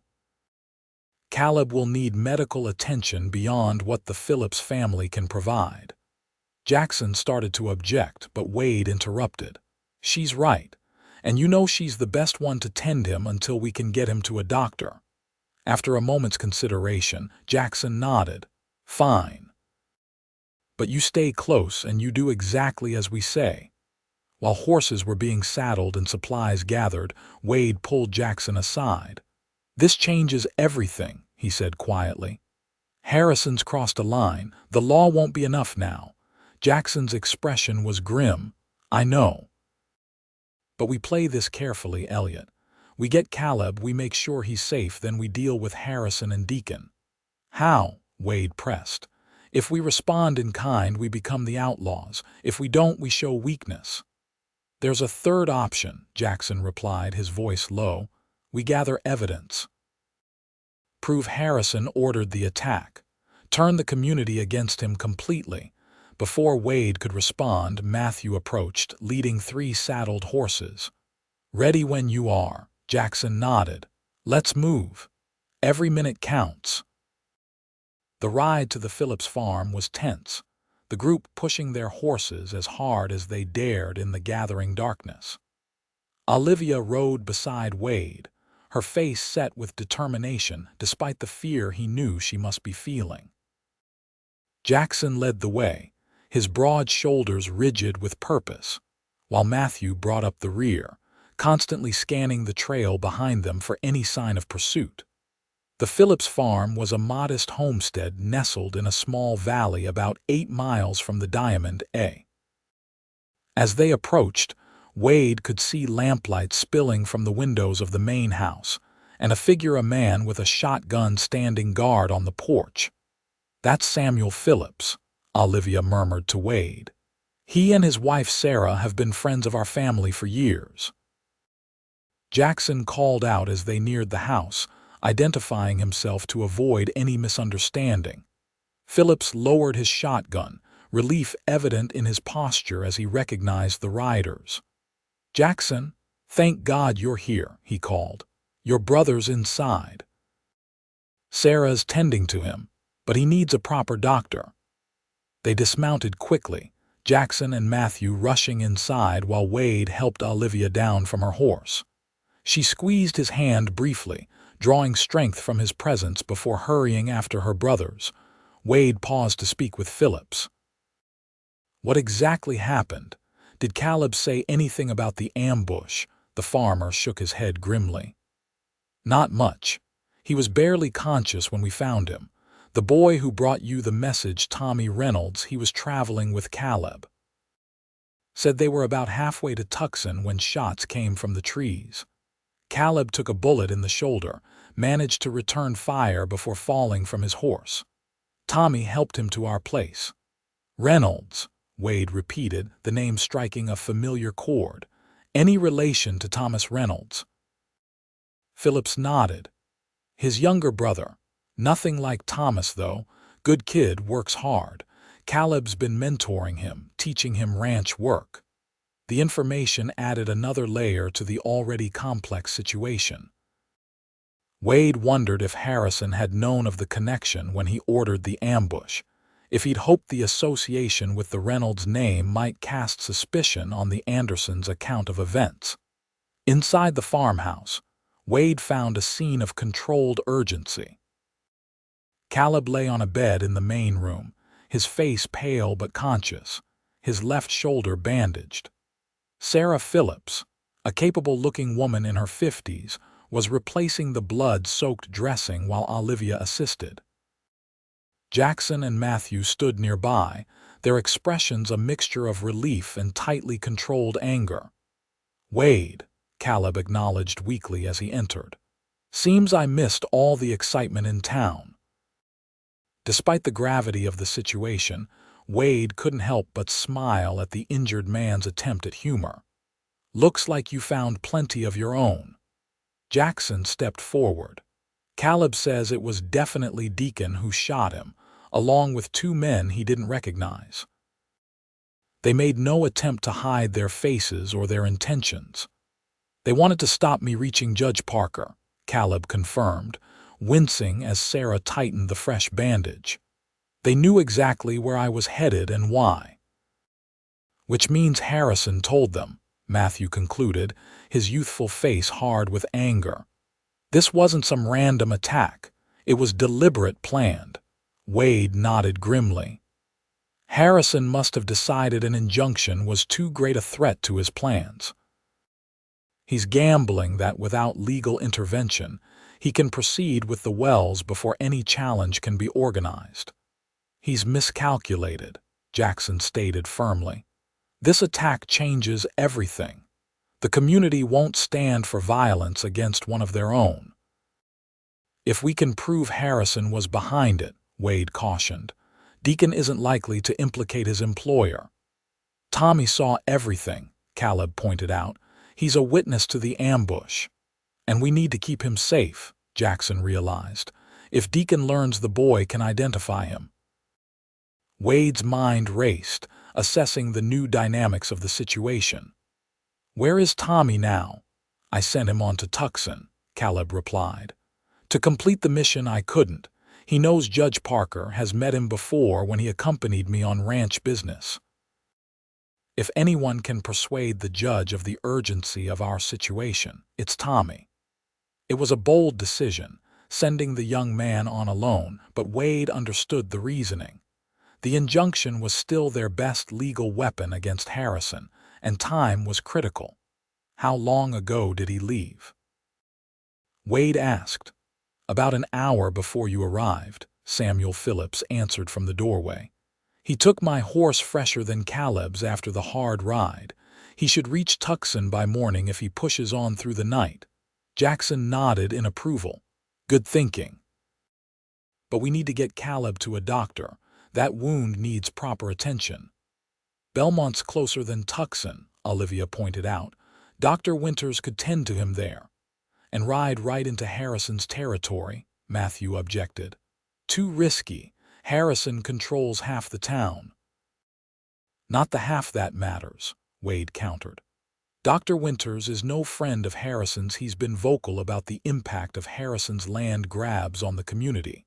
And Sheriff Taylor is an honest man, bound by the law rather than loyalty to any rancher. Jackson considered the options. Wade's right. Belmont is our best choice.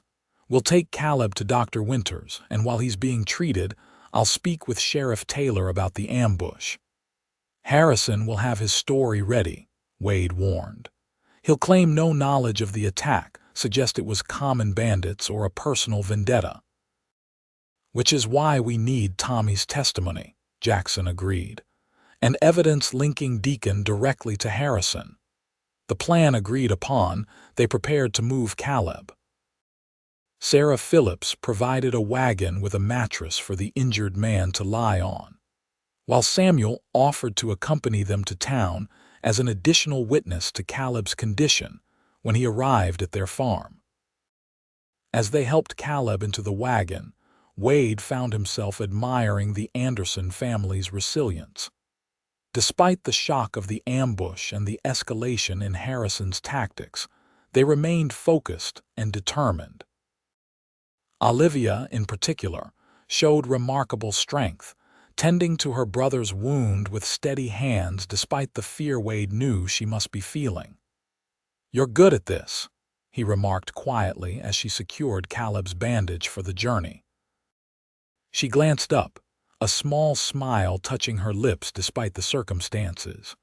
"Ma taught me, said a ranch woman needed to know how to patch up everything from torn shirts to bullet wounds." Her smile faltered. "I just never expected to use those lessons on my own brother." Wade covered her hand with his, offering silent support. "He's going to be fine. The bullet went clean through, no bones shattered. With proper care, he'll heal." Olivia nodded, drawing strength from his confidence. "I know, and when he does, we'll make Harrison pay for what he's done." The steel in her voice reminded Wade that Olivia Anderson was not merely the woman he loved, she was a fighter, forged by the same frontier that had shaped her brothers. Harrison had made a grave error in underestimating the family's determination. As they prepared to depart for Belmont, Wade found Jackson checking his weapons by the light of the Phillips porch lantern.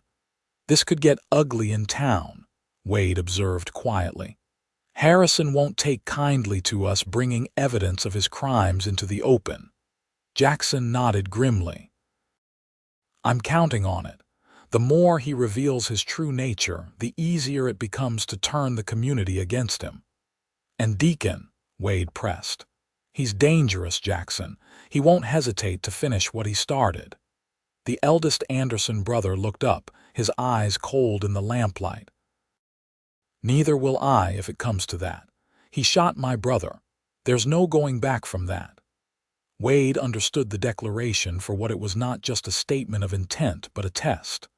Jackson was watching for his reaction, gauging whether Wade had the stomach for what might lie ahead. "I've never killed a man," Wade said honestly. "But I won't stand by while Deacon or Harrison threaten the people I care about. Whatever happens in Belmont, I'm with you."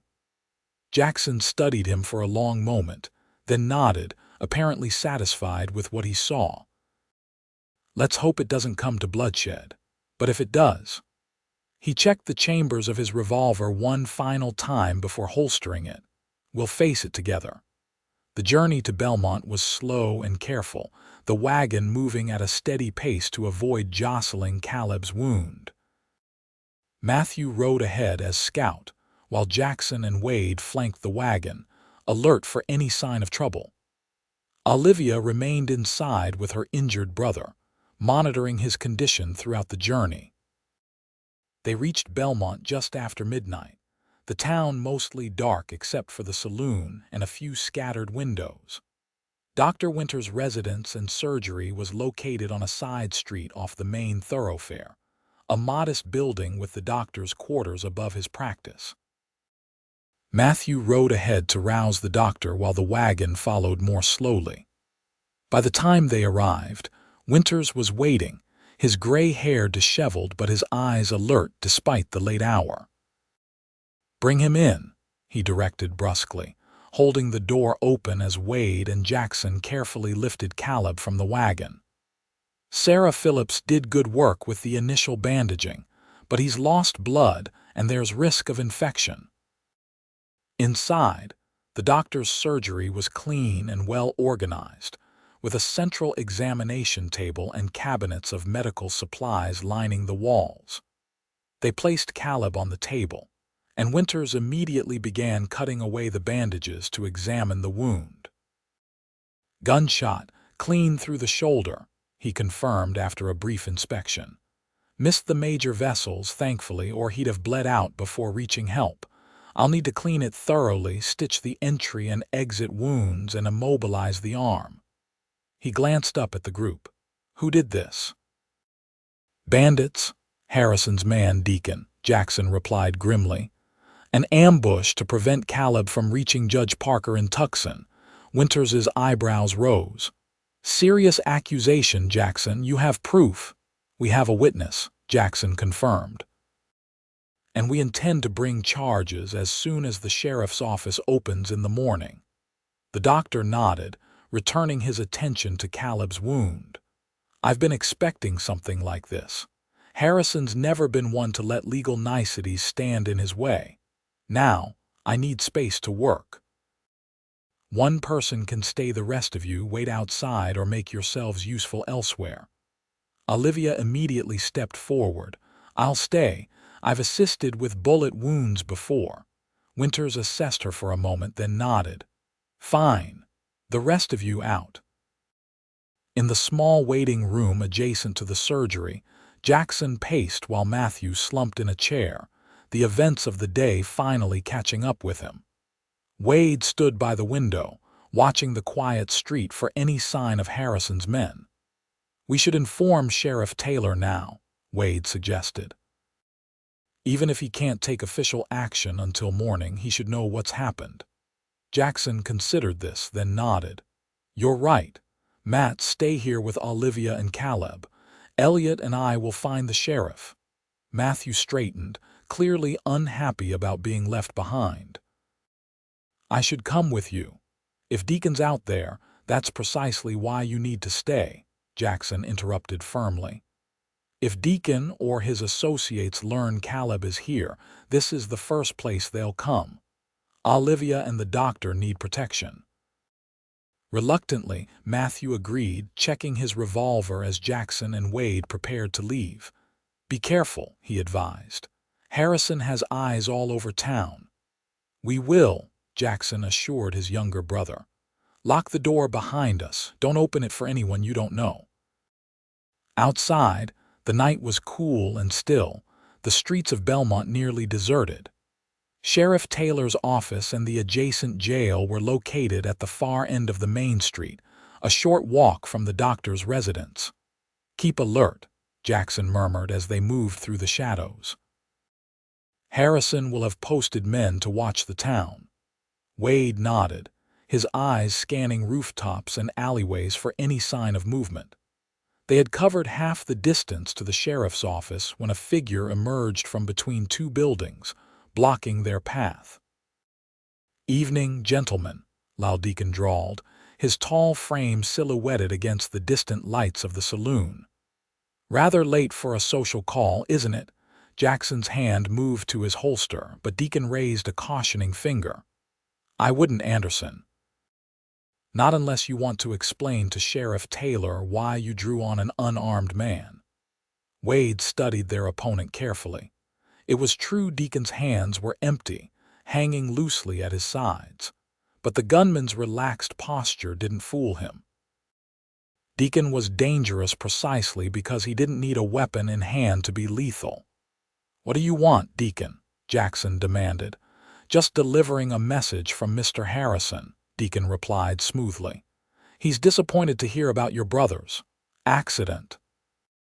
Terrible thing, running into bandits on the road to Tucson." "We both know they weren't bandits," Jackson replied coldly. "And we have a witness who can identify you as the shooter. Something flickered in Deacon's eyes, surprise, perhaps, or calculation. Witnesses can be mistaken, or they can disappear. Either way, it would be your word against Mr. Harrison's, and he's a very respected businessman in these parts. Not for long, Wade interjected. Once the town learns he ordered an attack on Caleb Anderson, his reputation won't be worth a counterfeit dollar. Deacon's gaze shifted to Wade, a cold smile touching his lips. Elliott, Harrison was right about you, soft, sentimental, throwing in your lot with a dying ranch when you could have been on the winning side. He shook his head in mock disappointment. All for a woman. Pathetic. Wade felt anger rising but kept it contained. Deacon was trying to provoke them, to create a situation that would justify violence. The only thing pathetic is a man who shoots another from ambush. Where I come from, that's the mark of a coward. The barb struck home. Deacon's smile vanished, his eyes hardening to chips of ice. Careful, Elliott. Men have died for less in this town. Is that another threat? Jackson asked. Because we're on our way to report the first one to Sheriff Taylor right now. Deacon chuckled, the sound devoid of humor. Report all you want. Taylor's a practical man. He knows which side his bread is buttered on. You're suggesting the sheriff is in Harrison's pocket? Wade asked, though he suspected it might be true. Few men in positions of authority in small frontier towns could resist the influence of wealthy patrons. I'm suggesting, Deacon replied carefully, that evidence speaks louder than accusations. And right now, all you have is the word of a. Who exactly? Who's this mysterious witness? Jackson remained silent, unwilling to reveal Tommy Reynolds' identity. Deacon nodded, as if the silence confirmed something. That's what I thought. No witness. Just desperate men trying to save a failing ranch by smearing a respected businessman. He stepped aside, gesturing grandly for them to pass. By all means, speak with the sheriff. I'm sure he'll be very interested in your story. As they moved past him, Deacon added softly, Mr. Harrison sends one more message. It's not too late to sell. A generous offer still stands. But after tomorrow, well, the price drops considerably. Jackson didn't respond to the implicit threat, continuing toward the sheriff's office with Wade at his side. Only when they were well past Deacon did he speak, his voice low and tense. He knows about Tommy. Or at least suspects we sent someone else to Tucson. Wade nodded grimly. Which means Harrison might have men watching the road, waiting to intercept him. Tommy's smart, Jackson replied. He won't take the main road, not after what happened to Caleb. They reached the sheriff's office to find it dark and locked. A sign on the door indicated that in emergencies, the sheriff could be found at his residence behind the Methodist church. Decision time, Wade said. Do we wake Taylor now or wait until morning? Jackson considered briefly. Now. The sooner we file an official report, the harder it becomes for Harrison to spin the story his way. Sheriff Gordon Taylor was not pleased to be roused from his bed in the middle of the night, but the seriousness of their accusation quickly banished any irritation. A lean, weathered man in his 50s with a salt and pepper mustache, Taylor had served as Belmont sheriff for nearly a decade. He was known to be fair but cautious, a man who preferred to gather all the facts before taking action. Ambush, you say? He repeated, pouring coffee for himself and his late-night visitors in his small kitchen. And you're certain it was Deacon? Caleb identified him, Jackson confirmed. And we have another witness who saw the whole thing. Taylor's eyes narrowed. This witness, they're prepared to testify. Because accusations against a man like Deacon aren't to be made lightly. The witness is on his way to Tucson, Wade explained. To complete the mission, Caleb couldn't securing an injunction against Harrison's water project. Taylor nodded slowly, absorbing the information. And you believe Harrison ordered the attack to prevent this injunction? It's the only explanation that makes sense, Jackson replied. The timing, the target, the precision of the ambush. Deacon was waiting for Caleb specifically. The sheriff took a long sip of his coffee, clearly weighing the implications. These are serious charges, gentlemen, the kind that could tear this town apart if not handled carefully. They're also true, Wade stated firmly. Taylor studied him thoughtfully. You worked for Harrison until recently, didn't you, Elliott? What made you switch sides in this dispute? Wade met the sheriff's gaze steadily. I discovered that Harrison's plans would destroy the livelihoods of 3 ranching families and damage the entire community. And I found something worth fighting for with the Andersons. Taylor seemed to find something in Wade's expression that satisfied him. He nodded, setting down his coffee cup. I'll take your official statements now, then visit Dr. Winters to see Caleb's condition for myself. In the morning, I'll speak with Harrison and Deacon.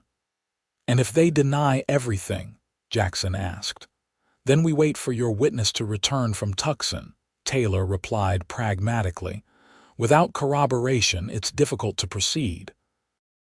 But, he added, seeing Jackson's frustration, I can keep an eye on Deacon, make sure he doesn't leave town while the matter is under investigation. It wasn't everything they'd hoped for, but it was a start. After providing detailed statements about the ambush and their subsequent actions, Jackson and Wade prepared to return to the doctor's office. One more thing, the sheriff said as they reached the door. I'd advise you to keep your guard up. If Deacon is behind this attack, he won't take kindly to you bringing the law into it, and Harrison, well, he's not a man who accepts defeat gracefully. We'll be careful, Jackson assured him. And Sheriff, thank you for taking this seriously. Taylor's expression was grim. I've been watching Harrison's operation since he arrived in Belmont. Always suspected there was more to his methods than legal business dealings. Maybe this is the proof we've needed. Outside, the night had deepened, the moon now obscured by clouds that promised rain before morning. Wade and Jackson made their way back toward the doctor's office, both men alert for any sign of Deacon or his associates. Taylor's honest, Wade observed quietly, but he's also cautious. He won't move against Harrison without solid evidence. Which we'll have when Tommy returns from Tucson, Jackson replied, assuming he makes it there and back safely. The concern in his voice was evident. Young Tommy Reynolds had shown courage in taking on the dangerous mission, but he was facing enemies who had already proven their willingness to use violence. How well do you know the boy? Wade asked as they walked. Jackson's expression softened slightly. Tommy. He's been working at the Diamond for about a year now. Came to us after his brother's incident. Wanted to make amends for Thomas's actions, though we never held him responsible. He's a good kid, honest, hardworking. Caleb took him under his wing, saw potential in him. Wade nodded thoughtfully. And he knows enough to avoid the main roads to Tucson. Caleb would have advised him on the safest route, Jackson confirmed. Tommy's smart, and he knows the territory. If anyone can make it through, he can. They reached the doctor's office to find the surgery dark but a lamp still burning in the waiting room. Matthew opened the door at their knock, relief evident on his face. Any trouble? He asked quietly. We ran into Deacon, Jackson replied, stepping inside. He knows about the ambush, tried to pass it off as bandits, and he hinted that Harrison might have men looking for our witness. Matthew's expression hardened. Tommy can handle himself. He's tougher than he looks. Sheriff Taylor's taking our statements seriously, Wade added. He's coming by to check on Caleb and document his injuries officially. Good, Matthew nodded. The more official this becomes, the harder it will be for Harrison to wriggle out of it. How is Caleb? Jackson asked, glancing toward the closed door of the surgery. "Stable," Matthew replied. "Doctor." Winters extracted some fabric from the wound, cleaned it thoroughly. "Says the bullet didn't hit anything vital, but Caleb lost a lot of blood. He'll need time to recover. And Olivia, she's with him now. Winters says she has a natural talent for nursing." A ghost of a smile touched Matthew's lips. "She's as stubborn as the rest of us, that's for certain." As if summoned by their conversation, the surgery door opened, and Olivia emerged, looking tired but composed. She brightened at the sight of Wade and Jackson. "Sheriff Taylor's taking our statements," Jackson informed her. "He'll be here soon to document Caleb's condition." Olivia nodded. "Dr. Winters says he's ready. Caleb's awake and lucid, though in pain." The doctor gave him something to help, but he insisted on remaining clear-headed until he could speak with the sheriff. "That's our brother," Matthew remarked with pride. "Stubborn as a mule." Olivia crossed to Wade's side, leaning against him briefly in a moment of vulnerability she rarely displayed. "What happened with Deacon? Matthew said you encountered him." Wade slipped an arm around her waist, supporting her. "He delivered a message from Harrison: sell the ranch or face consequences. The usual tactics of a bully." Olivia's eyes flashed with anger. "He'll find we don't intimidate easily. None of us." The arrival of Sheriff Taylor interrupted their conversation. The sheriff spent nearly half an hour with Caleb, documenting his statement about the ambush and examining his wounds with Dr. Winters' assistance. When he emerged from the surgery, his expression was grave. "Your brother's account matches your statements," he informed Jackson. "And the doctor confirms the angle of the bullet is consistent with an ambush from higher ground, not a face-to-face confrontation." He adjusted his hat, preparing to leave. "I'll speak with Harrison and Deacon at first light. In the meantime, I suggest you all remain here. Safety in numbers." After the sheriff departed, Dr. Winters insisted they try to get some rest. He offered the use of his sitting room upstairs, where there were enough chairs and a small sofa to accommodate the group. "Caleb's stable," he assured them. "I'll monitor him through the night. If there's any change, I'll call you immediately." Though exhaustion pulled at them, sleep proved elusive. Jackson took the first watch, positioning himself by the window overlooking the street, while Matthew dozed fitfully in an armchair. Wade and Olivia settled on the small sofa, her head resting against his shoulder as she finally succumbed to sleep. Wade remained awake, his mind racing with the events of the past 24 hours and the confrontation he knew lay ahead. Harrison wouldn't surrender his plans easily, not with so much invested. And Deacon was a dangerous enemy, one who had already demonstrated his willingness to kill. Yet as he looked down at Olivia sleeping against him, Wade felt a renewed determination. Whatever came next, whatever the cost, he would protect her and help her family save their ranch. The diamond wasn't just land and water rights, it was a legacy, a home, a future he now dared to imagine sharing. With that resolve firmly in mind, Wade finally allowed himself to drift into a light sleep, one hand resting protectively on Olivia's shoulder, the other never far from his holstered revolver. Morning arrived with the patter of rain against the windows, a gentle shower that belied the tension hanging over Belmont. Sheriff Taylor was true to his word, calling on Randall Harrison at first light to question him about Caleb's shooting.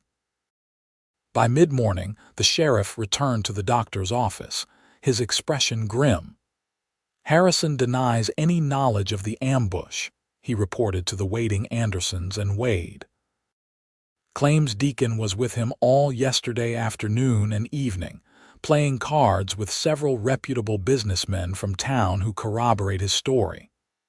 "That's impossible," Caleb protested from his sick, where he'd insisted on being present for the sheriff's report. "I saw Deacon clearly. He spoke to me before he fired. Taylor nodded, believing Caleb but constrained by the conflicting testimonies. I don't doubt you, son. But without your witness, it's your word against theirs, supported by pillars of the community who claim Deacon never left town. They're lying, Matthew stated flatly. Harrison's paid them to provide an alibi. Almost certainly, Taylor agreed, but proving that is another matter entirely. Until your witness returns from Tucson, my hands are tied legally. Jackson's jaw tightened in frustration. So Deacon gets away with attempted murder while we wait. I didn't say that, Taylor replied carefully. I've assigned deputies to keep an eye on both Harrison and Deacon. They won't leave town without my knowledge, and I've sent wires to neighboring counties alerting them to the situation. It wasn't justice, but it was something a holding action until Tommy returned with both the injunction and his eyewitness testimony. What about Harrison's engineers? Wade asked. Have they begun work on the Jenkins property? Taylor shook his head. Not yet. After your confrontation yesterday, they're awaiting legal clarification. Harrison's fuming about the delay, but they're standing firm. At least something's going our way, Olivia remarked. After the sheriff departed, the group discussed their next steps. Caleb needed rest to recover, but he couldn't be left unprotected. Similarly, the Diamond required a presence to prevent any mischief from Harrison's men during the family's absence. I'll stay with Caleb, Matthew volunteered. Doctor. Winters says he needs to remain here at least another day before he can be moved. Jackson nodded agreement. Olivia, you'll return to the ranch with Ruddy and the hands. Keep everything running as normally as possible. And you? Olivia questioned. Elliott and I will remain in town, Jackson replied. Keep an eye on Harrison, make sure he doesn't try anything while we wait for Tommy. Olivia's gaze moved to Wade, concern evident in her eyes. Be careful, both of you. Harrison's desperate now, and desperate men are dangerous. Wade squeezed her hand reassuringly. We will be. I promise. The plan decided, Olivia reluctantly prepared to return to the Diamond A, accompanied by a protective escort of ranch hands.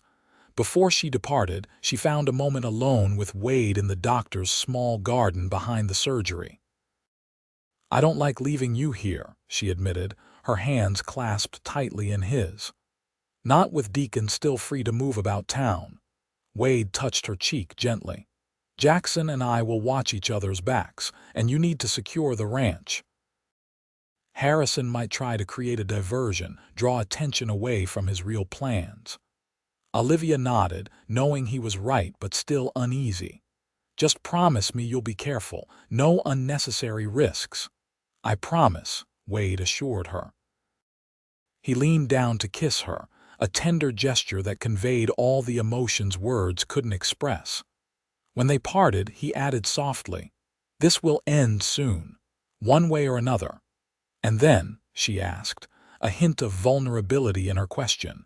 Wade smiled, his eyes warm with love and certainty. And then we start building that future we talked about, together. After Olivia's departure, Wade and Jackson established a surveillance rotation of Harrison's movements. From a room rented at the Belmont Hotel, they had a clear view of Harrison's office across the street, while maintaining contact with Matthew at the doctor's surgery through periodic check-ins.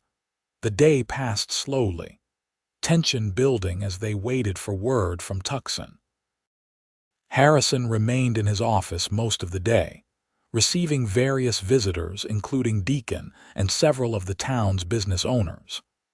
The activity suggested he was shoring up support, perhaps preparing for the public fallout when Tommy returned with his testimony. He's mobilizing his allies, Jackson observed grimly as they watched another prominent merchant leave Harrison's office, making sure his version of events is widely circulated before the truth emerges. Wade nodded in agreement. Classic tactic. Control the narrative, create doubt about your accusers. "It won't work," Jackson stated firmly. "Not once Tommy returns with the injunction and gives his statement to Sheriff Taylor." "Assuming he makes it back safely," Wade replied, voicing the concern they both felt. "He should have reached Tucson by now, even taking the back trails." Jackson checked his pocket watch. Judge Parker usually hears petitions in the afternoon. If Tommy made it, he could be on his way back already. Their conversation was interrupted by a commotion in the street below. Looking down, they saw Sheriff Taylor marching purposefully toward Harrison's office, 2 deputies at his side. The lawman's expression was grim, his posture suggesting this was more than a casual visit. "Something's happened," Wade observed, already moving toward the door. "Let's get closer." They hurried downstairs and across the street, arriving outside Harrison's office just as the sheriff emerged with Deacon in tow, the gunman's hands secured behind his back with manacles. "What's going on?" Jackson demanded, approaching the sheriff. Taylor's expression was a mixture of satisfaction and concern. "One of my deputies stationed on the Tucson Road found signs of another ambush, fresh hoofprints, evidence of men waiting in concealment. He followed the trail and caught 3 of Harrison's men lying in wait." The sheriff's gaze hardened. They were planning to intercept anyone coming from Tucson toward Belmont. "Tommy," Jackson breathed, fear for the young man evident in his voice. "No sign of the boy," Taylor assured him, but one of the men talked after some persuasion. Admitted Deacon ordered them to stop anyone bringing papers from Judge Parker, using whatever means necessary. Wade's gaze shifted to Deacon, who stood impassively between the deputies, his cold eyes revealing nothing. "And Harrison?" "Denying everything, of course," Taylor replied with disgust. "Claims Deacon was acting on his own initiative, but this time I have testimony directly linking Deacon to the planned ambush." He gestured to the manacled gunman. "He's being charged with conspiracy to commit murder.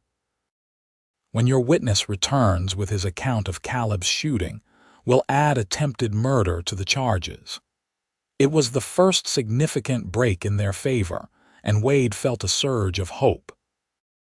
With Deacon in custody, Harrison had lost his enforcer, his means of employing violence while maintaining a veneer of respectability. "What about Tommy?" Jackson pressed. "If he's on his way back from Tucson, I've sent riders to escort him in safely," Taylor assured him. "If he's on the road, they'll find him."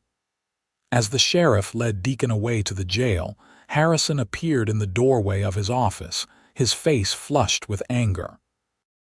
His gaze fell on Jackson and Wade, and for a moment, naked hatred flashed in his eyes before his businessman's mask slipped back into place. "This changes nothing, Anderson," he called across the street. "Deacon will be released when his lawyer arrives from Tucson. And your family's troublemaking will cost you dearly." Jackson took a step toward Harrison, but Wade placed a restraining hand on his arm. "Not here," he murmured. "Not now. We're winning. Don't give him an excuse to claim intimidation."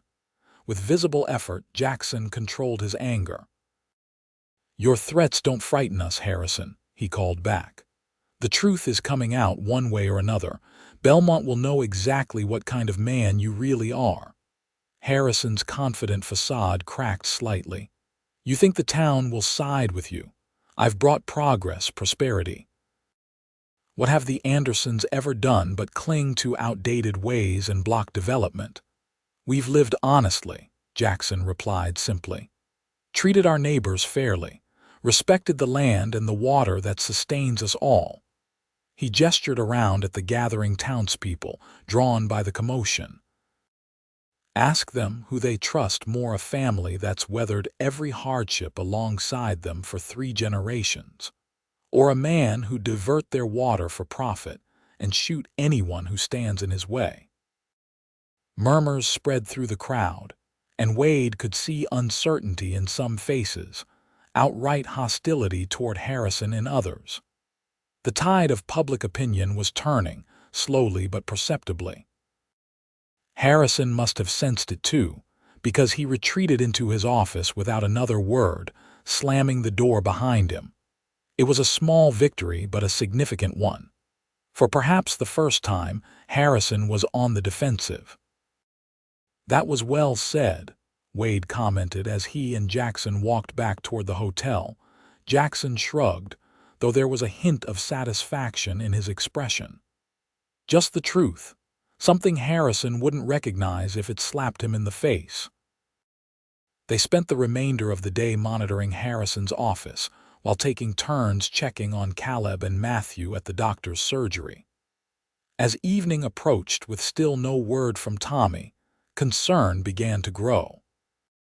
He should have been back by now, Jackson worried, pacing the hotel room as dusk settled over Belmont. Even accounting for delays in Tucson, Wade shared his concern but tried to remain optimistic. Judge Parker might have been unavailable, or Tommy could be taking an extra cautious route back, given what happened to Caleb. Before Jackson could respond, a knock at their door brought both men to alert. Wade drew his revolver, positioning himself to the side as Jackson called out, "Who is it?" "Deputy Wilson, Mr. Anderson. Sheriff Taylor sent me. You're needed at his office immediately." Exchanging a glance with Wade, Jackson opened the door cautiously to find a young deputy shifting nervously in the hallway. "What's happened?" Jackson demanded. "Best if the sheriff explains, sir," Wilson replied. "But it concerns the young man you sent to Tucson. He's back." Relief washed over Jackson's face. "Tommy's safe, thank God." The deputy's expression remained grave. "Please, sir, the sheriff is waiting."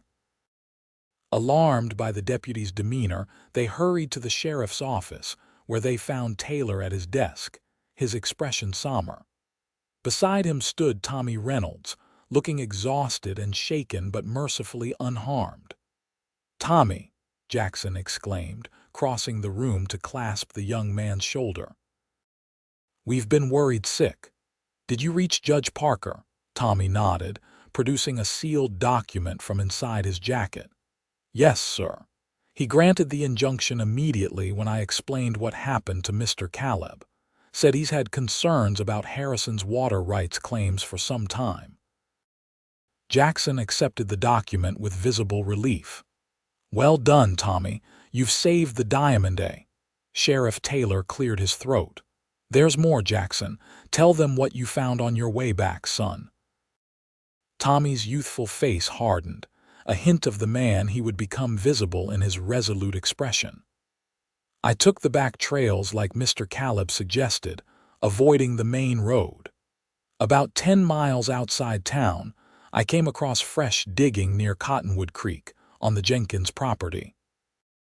He paused, looking to the sheriff for encouragement before continuing. "Harrison's men have already started work on the wells. They're doing it at night, keeping it hidden." Wade and Jackson exchanged alarmed glances. "That's in direct violation of the law," Wade pointed out. "He can't develop the property while an injunction is pending." "Which is exactly why he's doing it secretly," Taylor confirmed grimly. "He knows once that injunction is filed officially tomorrow, he'll be legally barred from proceeding. He's trying to establish the wells quickly, create a fait accompli that would be difficult to reverse." "How advanced is the work?" Jackson asked Tommy. "They've sunk 2 shafts already," the young man replied. "I counted at least 15 men working with more hauling equipment." "They're moving fast, Mr. Anderson." Jackson's expression hardened with determination. "Then we move faster. Sheriff, that injunction gives us legal authority to halt the work immediately." Taylor nodded, rising from his desk. "I'll assemble a posse. As an officer of the court, I'm empowered to enforce Judge Parker's order." He studied Jackson carefully. "But I should warn you, Harrison's men won't likely surrender without resistance. This could turn dangerous." "It already is dangerous," Jackson replied firmly. They're threatening our water, our livelihood, our future. We didn't start this fight, Sheriff, but by God, we'll finish it." The sheriff accepted this with a grim nod. "I'll need half an hour to gather men I can trust. Meet me at the livery stable." He glanced at Tommy. "You should stay in town, son. You've done enough." Tommy straightened, a flash of the same determination that characterized the Andersons visible in his stance. "With respect, Sheriff, I'm going too. Mr. Caleb would want me there." Taylor didn't argue, perhaps recognizing that the young man had earned the right to see this through to completion. Instead, he focused on logistics, dispatching deputies to summon trustworthy townsmen while organizing weapons and supplies for what might prove to be a confrontation. As preparations continued, Wade pulled Jackson aside. "What about Olivia? Should we send word to the Diamond, eh?" Jackson considered this, then shook his head. "No time, and I don't want to risk splitting our forces. Besides," he added with a slight smile, "my sister would insist on joining us, and I'd rather keep her away from what might turn ugly." "And Matthew," Wade pressed. "He'll want to be part of this." "Someone needs to stay with Caleb," Jackson replied pragmatically, "and Matthew's the right choice. He's young, impulsive. This situation calls for cool heads." Wade nodded, recognizing the wisdom in Jackson's decision. The confrontation ahead required restraint as much as courage they needed to stop Harrison's illegal operation while maintaining the moral and legal high ground. Within the promised half hour, Sheriff Taylor had assembled a posse of 15 men, including several respected business owners who had grown disillusioned with Harrison's methods. Armed with rifles and determination, they gathered at the livery stable as a light rain began to fall, dampening the dust but not their resolve. "Here's how we'll proceed," Taylor announced to the assembled group. "We ride directly to the Jenkins property. I'll present the injunction and order Harrison's men to cease operations immediately. Most likely, they'll report back to Harrison before complying." He checked his weapon as he spoke. "That's the delicate moment. If they resist, we're authorized to use necessary force to uphold the law. But," he emphasized, looking at each man in turn, "we are not vigilantes. We're officers of the court enforcing a legal judgment. No unnecessary violence, understood?" The men nodded their agreement, their expressions reflecting the seriousness of the mission. This wasn't just about water rights anymore. It was about the rule of law in Belmont, about whether one wealthy man could override justice through intimidation and secret operations. As they mounted up, Wade found himself riding beside Tommy Reynolds, the young man looking both nervous and determined in the flickering light of the stable lanterns. "You did well, bringing back the injunction," Wade told him. "Caleb would be proud." Tommy straightened in his saddle at the praise. "Thank you, Mr. Elliott. That means a lot." He hesitated, then added quietly, "I know what people think, that I'm trying to make up for what Thomas did, but it's more than that. The Andersons gave me a chance when no one else would." "They're good people." "Yes," Wade agreed simply. "They are." He studied the young man thoughtfully. "Your testimony about Caleb's shooting will be crucial. You're sure you can identify Deacon?" Tommy's expression hardened. "Positive. I saw his face clearly when he called out to Mr. Caleb before firing. He wanted him to know who was shooting him." The young man's hands tightened on his reins. "I won't forget that as long as I live." The posse set out under cover of darkness, a somber procession moving purposefully through the rain-slicked streets of Belmont toward the Jenkins property beyond the town limits. Jackson rode at the front beside Sheriff Taylor, his face set with determination. Wade positioned himself near Tommy, conscious of his responsibility to protect the key witness in their case against Deacon. As they left the town behind, the night closed around them, the only sounds the steady rhythm of hoofbeats and the occasional jingle of tack. The rain had eased to a misty drizzle that reduced visibility, but would help muffle their approach to the illegal well operation. "We're getting close," Tommy murmured after they had ridden for nearly an hour. "Just over that ridge, you'll see the lights of their work area."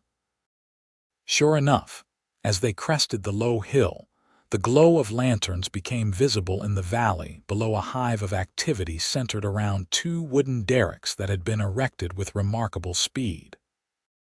Men moved purposefully around the site, operating pumps and drilling equipment despite the late hour and inclement weather. Sheriff Taylor raised his hand, halting the posse at the ridge line. "We approach openly," he instructed. "No sneaking in. I want them to see that we represent the law." He patted his breast pocket where the injunction was secured. "Jackson, you and I will ride down first. The rest of you hold position here until I signal." Wade didn't like the idea of Jackson and the sheriff approaching alone, but understood the strategy.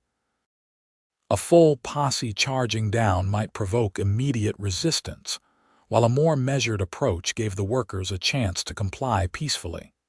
As Jackson and Taylor rode down toward the site, Wade scanned the area, noting defensive positions and counting men. He estimated at least 20 workers, plus several armed guards patrolling the perimeter. More concerning was a familiar figure directing operations from a raised platform near the main derrick, Randall Harrison himself, apparently overseeing the rush job personally. "This could get complicated," Wade muttered to Tommy. "Harrison won't back down easily, not with so much invested." Tommy nodded grimly. "The men respect Sheriff Taylor, but they're being paid well by Harrison. Money speaks loud out here." They watched tensely as Jackson and the sheriff approached the worksite, their arrival causing an immediate stir. Workers paused in their tasks, looking uncertainly toward Harrison, who stepped forward to meet the newcomers. Though too distant to hear the exchange, Wade could read the body language Taylor's official formality as he presented the injunction, Harrison's dismissive response, the mounting tension as workers gathered to observe the confrontation.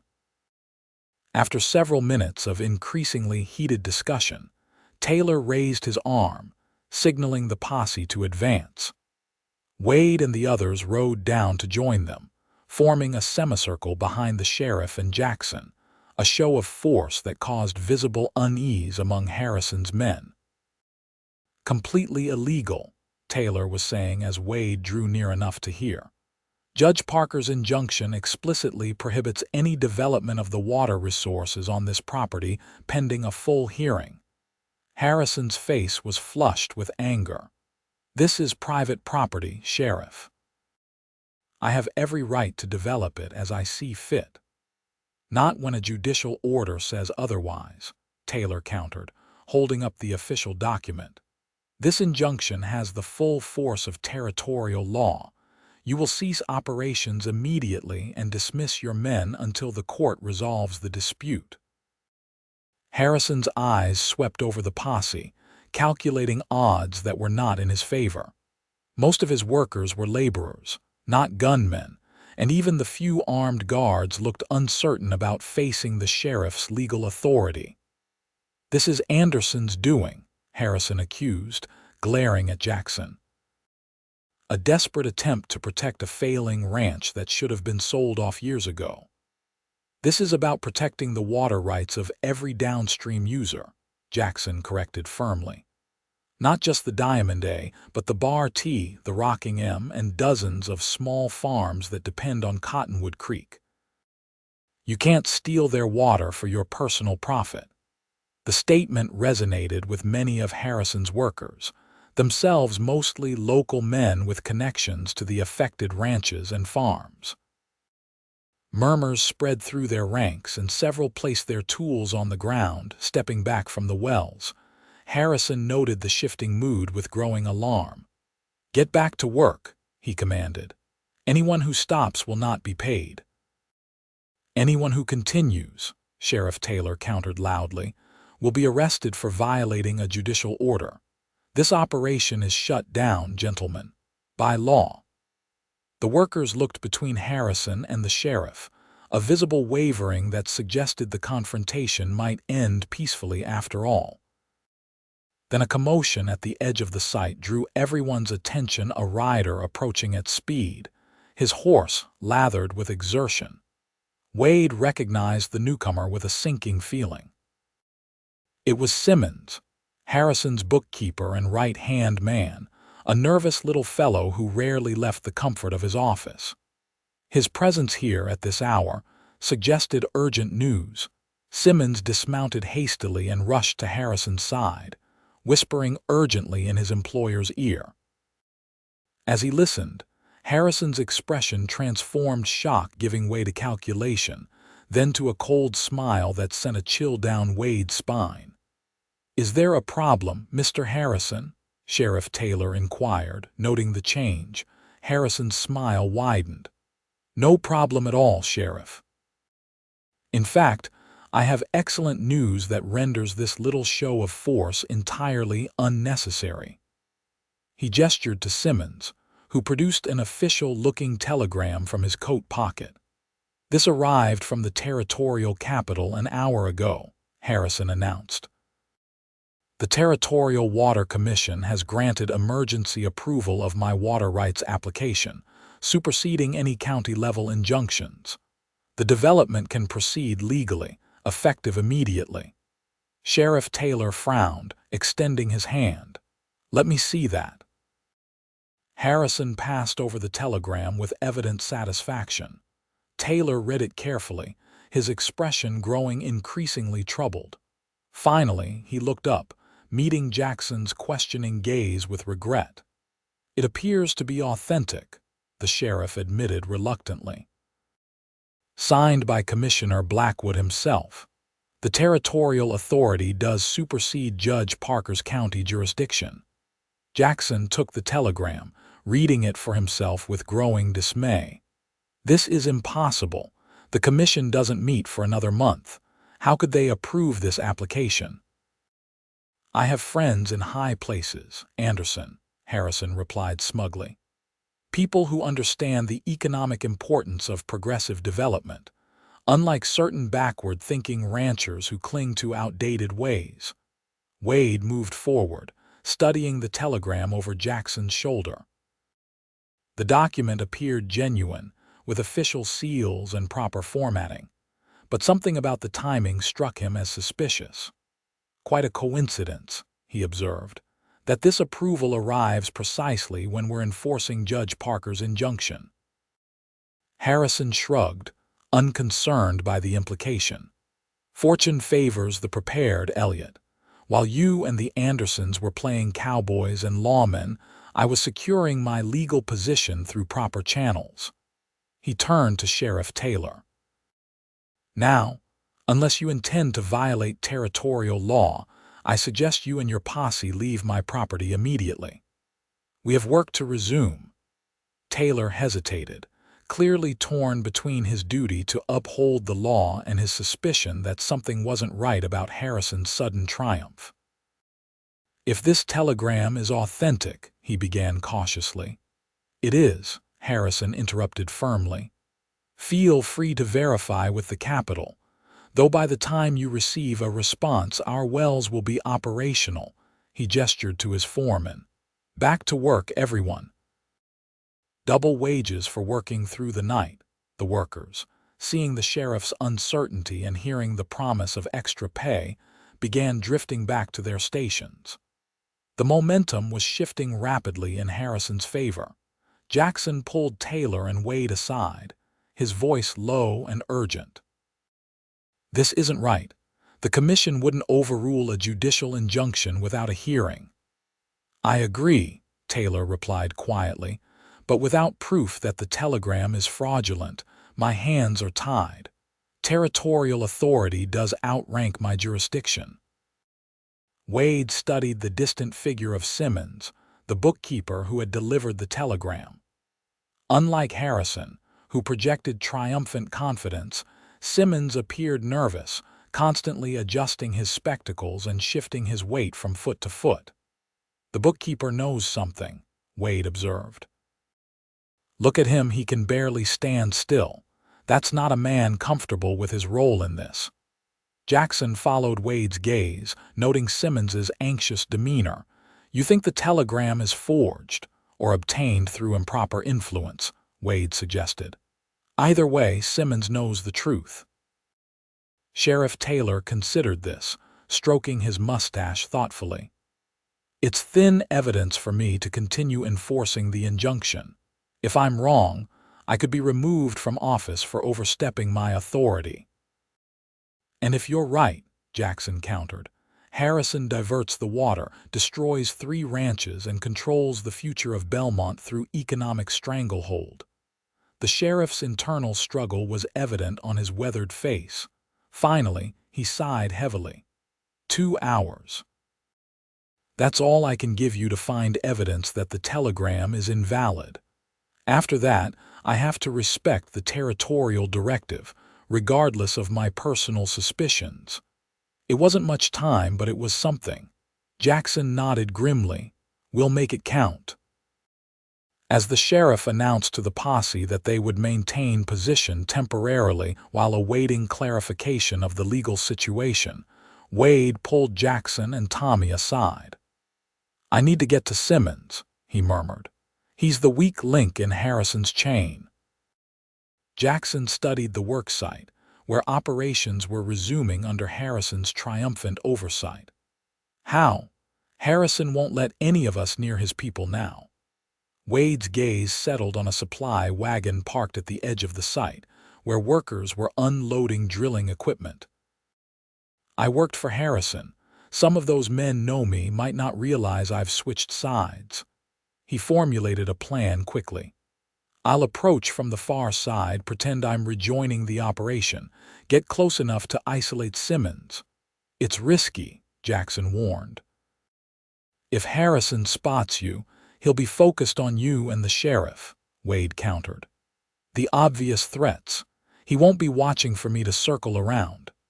After a brief discussion of the details, Wade departed, riding wide around the worksite to approach from the opposite direction. As he had hoped, the workers at the supply wagon recognized him from his time at Harrison's ranch but weren't aware of his current allegiance. "Elliott," one called in greeting. "Thought you'd quit." "Harrison changed your mind with the bonus pay," Wade dismounted casually, adopting an easy manner. "Something like that. Man needs money to start his own place." He glanced toward the main activity area. "Quite an operation Harrison's put together here." "Rush job," the worker confirmed, unloading a crate of tools. "Been at it since yesterday, working round the clock. Boss is determined to have water flowing before the end of the week." Wade helped unload several more crates, re-establishing himself as part of the operation while gradually working his way closer to the administrative tent, where Simmons had retreated with his ledgers and papers. The bookkeeper was alone, nervously reviewing documents by lamplight, his back to the entrance. Seizing his opportunity, Wade slipped inside, clamping one hand over Simmons's mouth while using the other to remove the man's spectacles, rendering him effectively blind. "Don't shout, Simmons," Wade warned quietly. "I just want to talk about that convenient telegram." The bookkeeper trembled violently, nodding his agreement to remain silent. Wade removed his hand cautiously, ready to silence any cry for help. Elliott." Simmons stammered, squinting helplessly without his glasses. "What are you doing? Harrison will kill you if he finds you here." "The telegram, Simmons," Wade pressed, ignoring the warning. "It's not legitimate, is it?"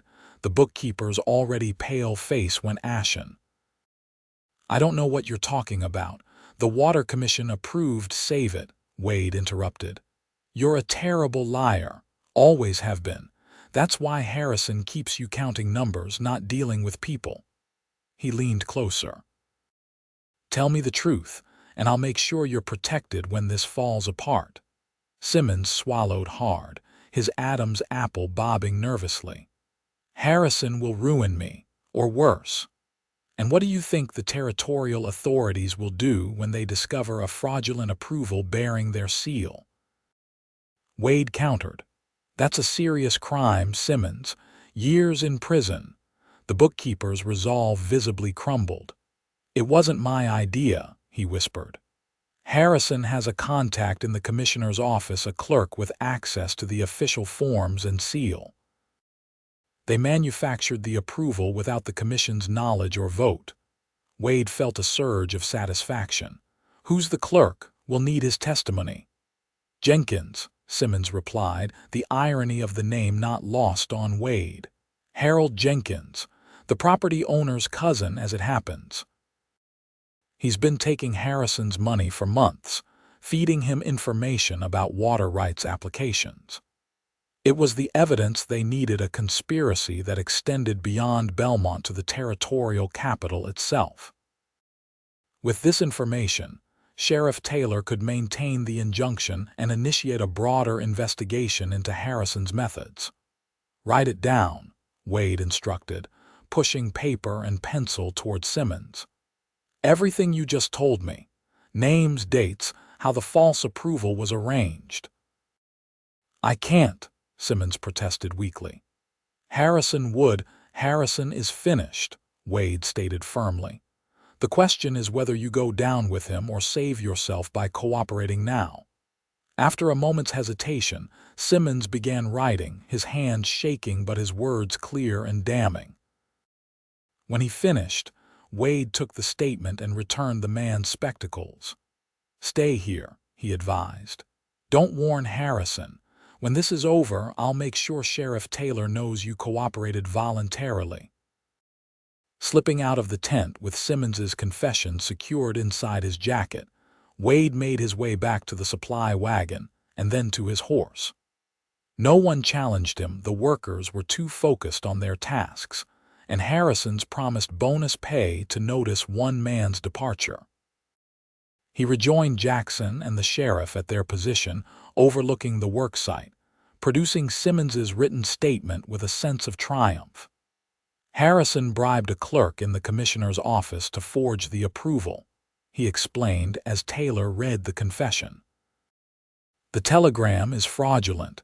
The commission never voted on the application." The sheriff's expression hardened as he absorbed the implications. "This goes beyond water rights theft. This is corruption at the territorial level." He carefully folded Simmons's statement and tucked it securely in his pocket. "With this evidence, we can not only enforce Judge Parker's injunction but bring criminal charges against Harrison." "What's our next move?" Jackson asked, eager to translate the evidence into action. Taylor considered briefly, then turned to address the posse. "Gentlemen, we now have evidence that the telegram supposedly authorizing this operation is fraudulent. We will proceed to enforce Judge Parker's injunction as originally planned." He raised his voice to ensure he was heard clearly. "But I want it understood this is a legal action, not a personal vendetta. We arrest Harrison for fraud and corruption, nothing more.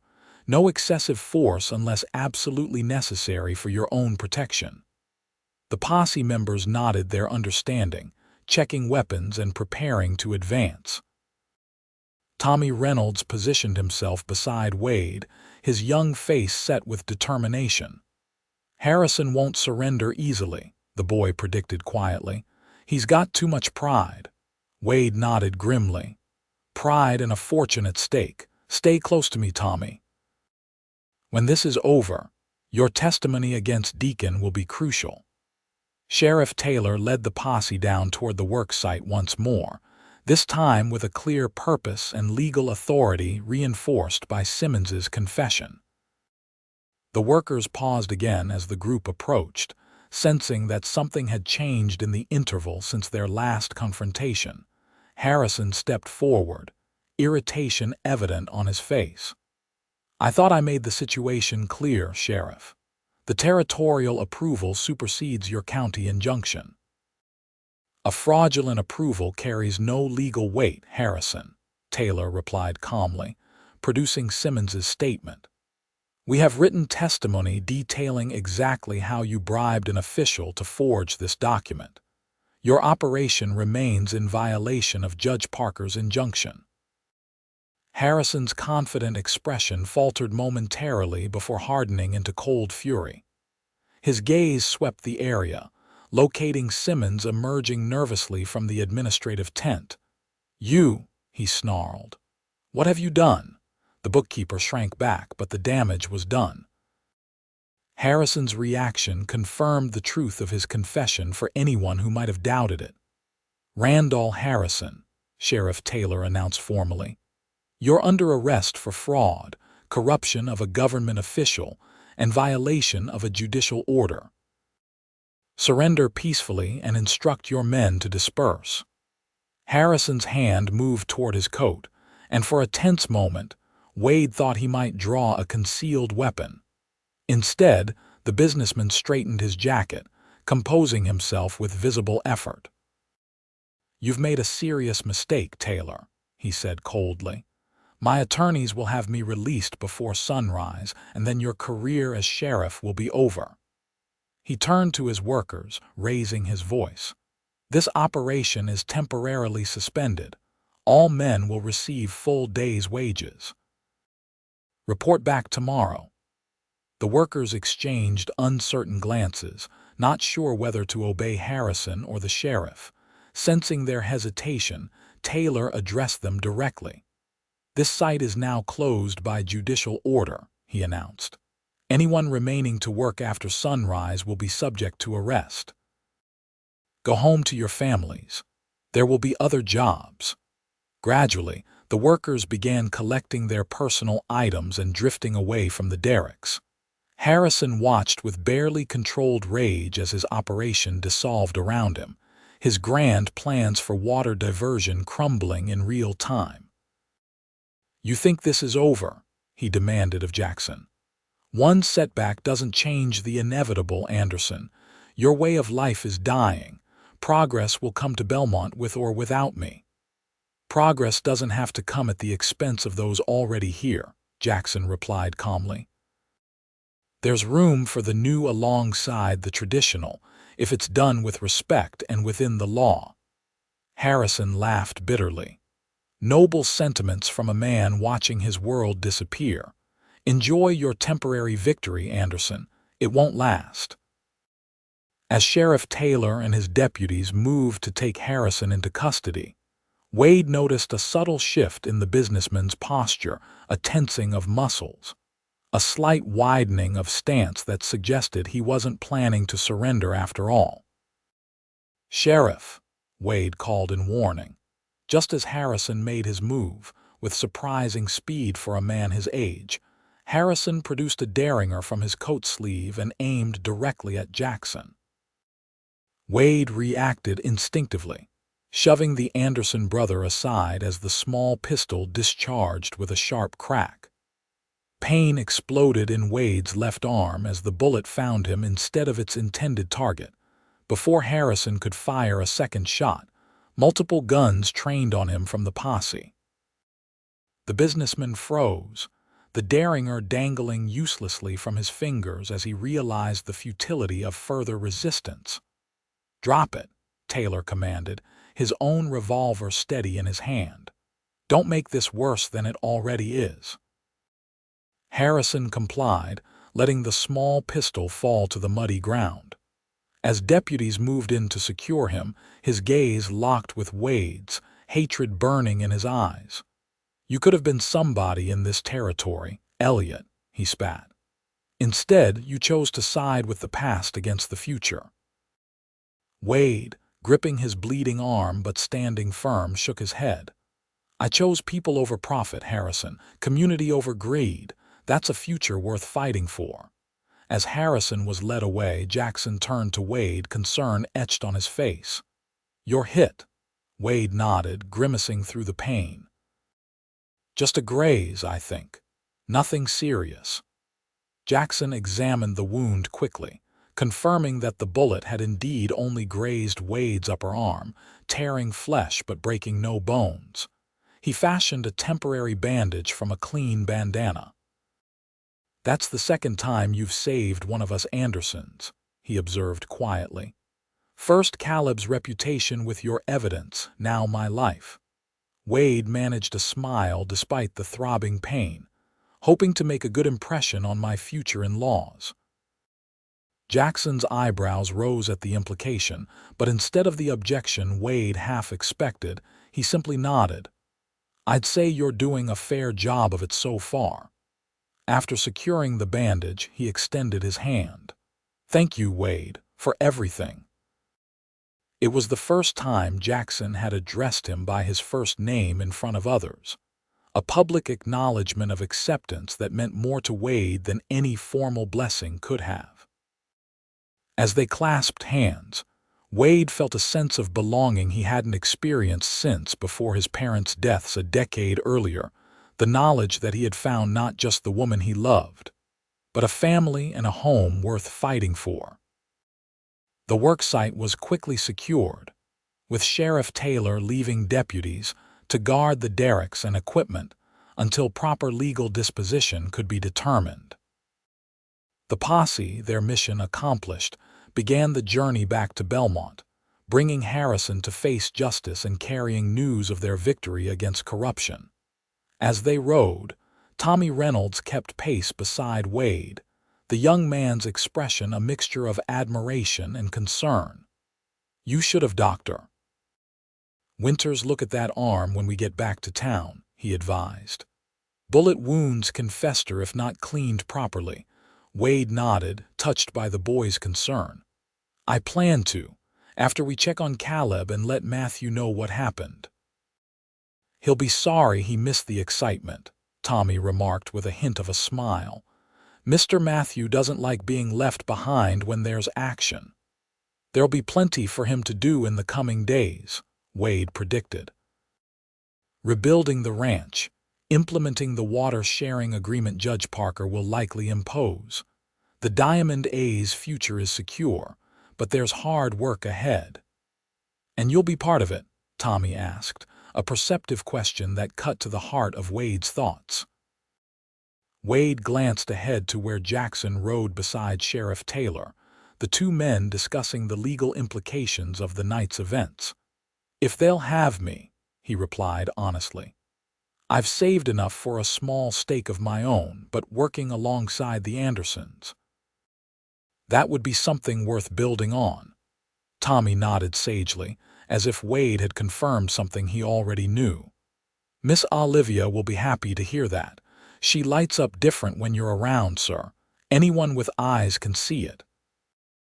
The simple observation warmed Wade more than any formal approval could have.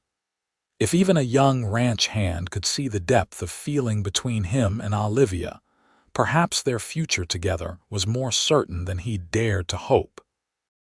Dawn was breaking as they rode into Belmont, golden lights spilling over the eastern mountains to illuminate a town on the cusp of change. News of Harrison's arrest and the thwarting of his water scheme spread quickly, drawing townspeople from their homes despite the early hour. By the time the posse reached the sheriff's office, a crowd had gathered, eager for details of the confrontation.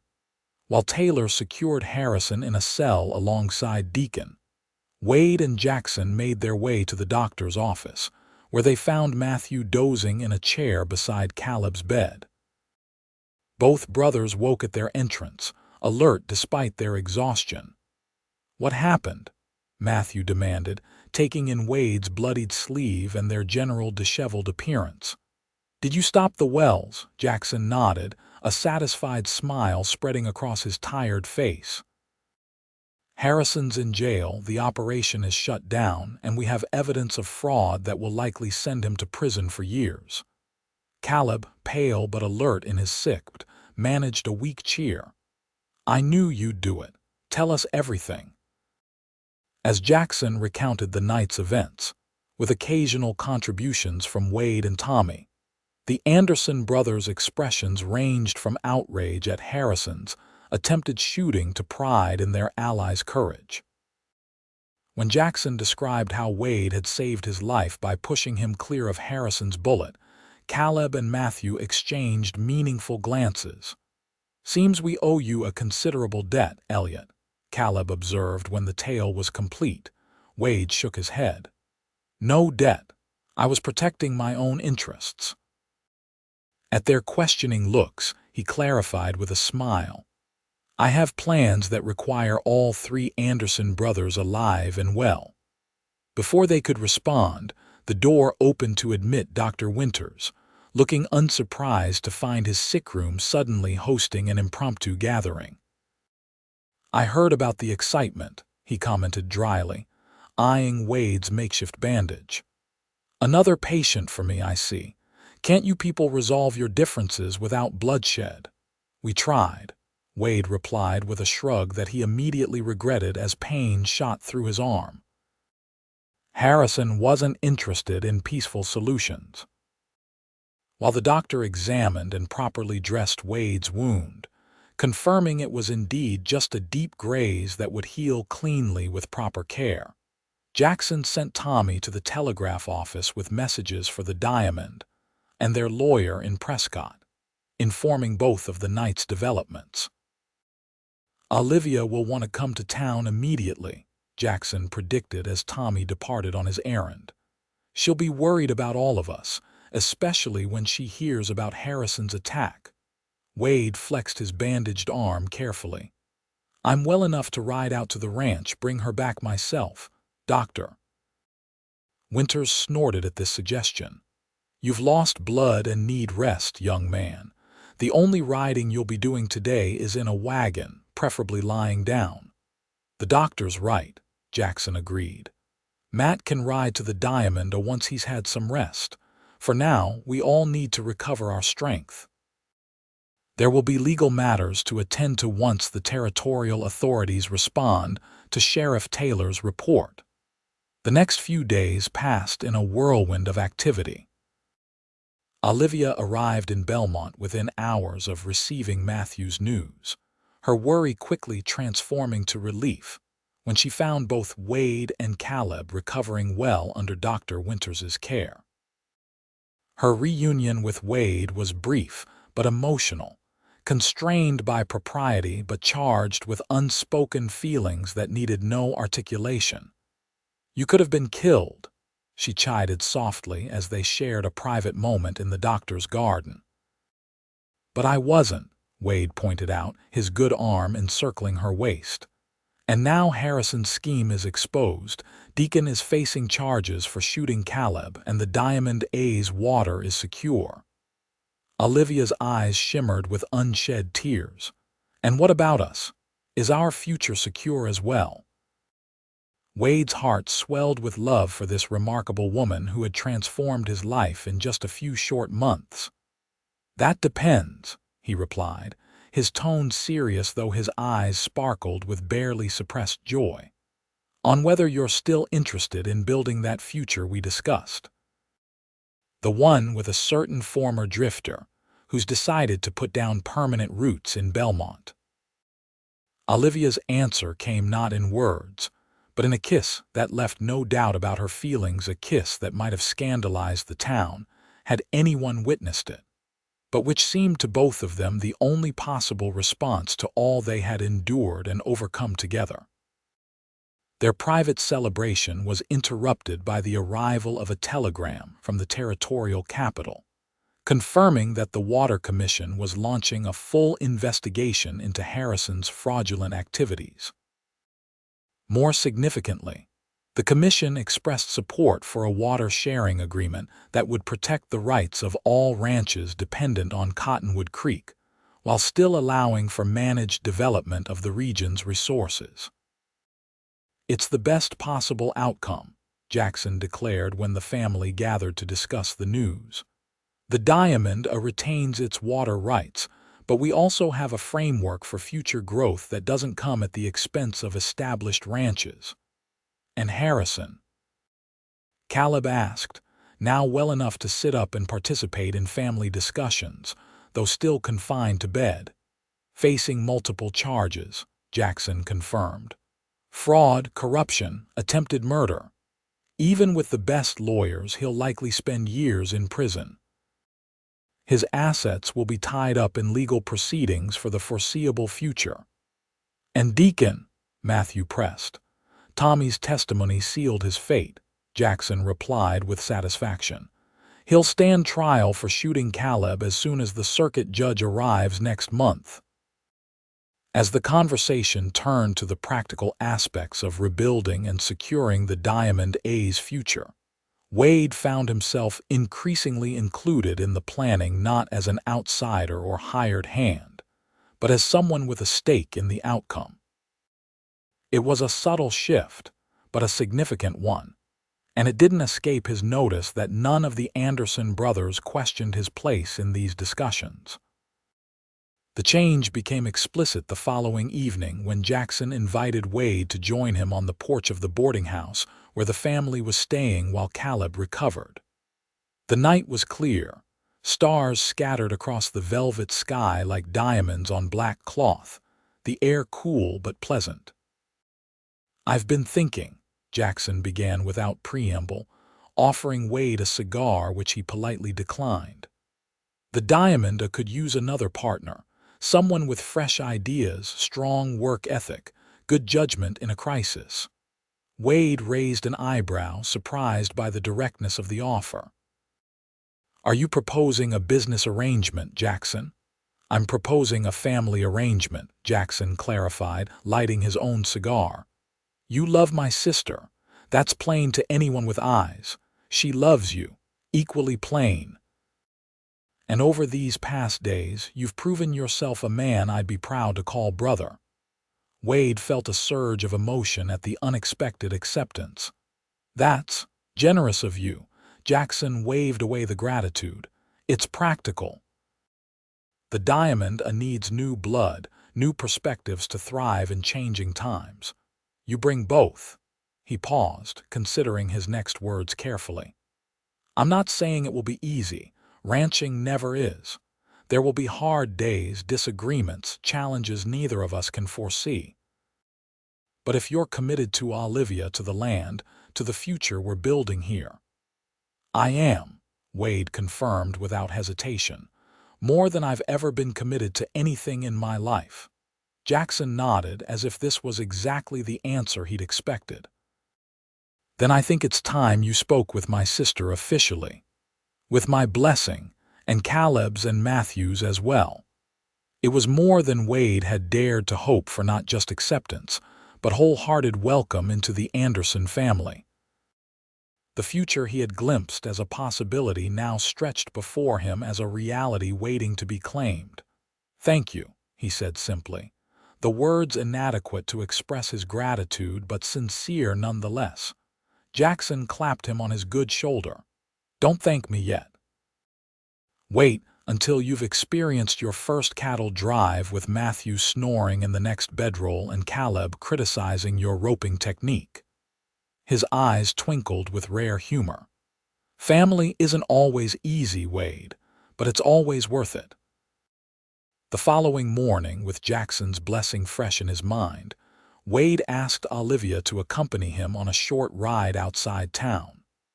Though his arm was still healing, he could manage the reins one-handed, and Dr. Winters had reluctantly agreed that fresh air would do him good. They rode to a small rise overlooking Belmont, where wildflowers carpeted the ground in a riot of spring colors, and the town spread below them, peaceful in the morning light. It was here, with the future stretching before them as vast and promising as the Arizona sky, that Wade asked Olivia Anderson to become his wife. Her joyful acceptance, accompanied by tears and kisses that left them both breathless, was everything he had dreamed of during those long nights at Harrison's ranch, when his feelings for her had seemed an impossible hope. Now, with her brother's blessing and the Diamond A's future secure, that hope had transformed into a tangible reality, a life they would build together, day by day, season by season. The wedding took place 3 months later, after Caleb had fully recovered, and Harrison's case had been adjudicated, resulting in a 15-year sentence that effectively removed his threat to Belmont forever. The ceremony, held at the Diamond, a ranch house under an arbor of wildflowers and sage, united not just Wade and Olivia but two visions of the West, his progressive ideas and her family's traditional values blending to create something stronger and more resilient than either could have been alone. Jackson, serving as best man, raised a toast that captured the sentiment perfectly. To Wade and Olivia, may your union, like the diamond itself, honor the past while embracing the future. And may you always face life's challenges as you've faced them thus far together, with courage and unwavering love.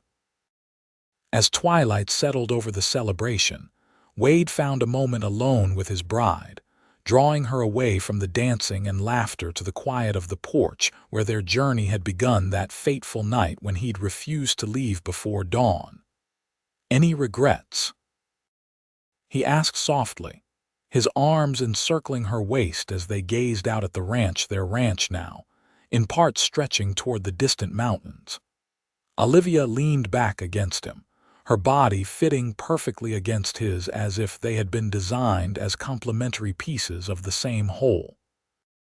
"Only that we wasted so much time with me begging you to leave and you stubbornly refusing," she teased. Wade laughed, pressing a kiss to her temple.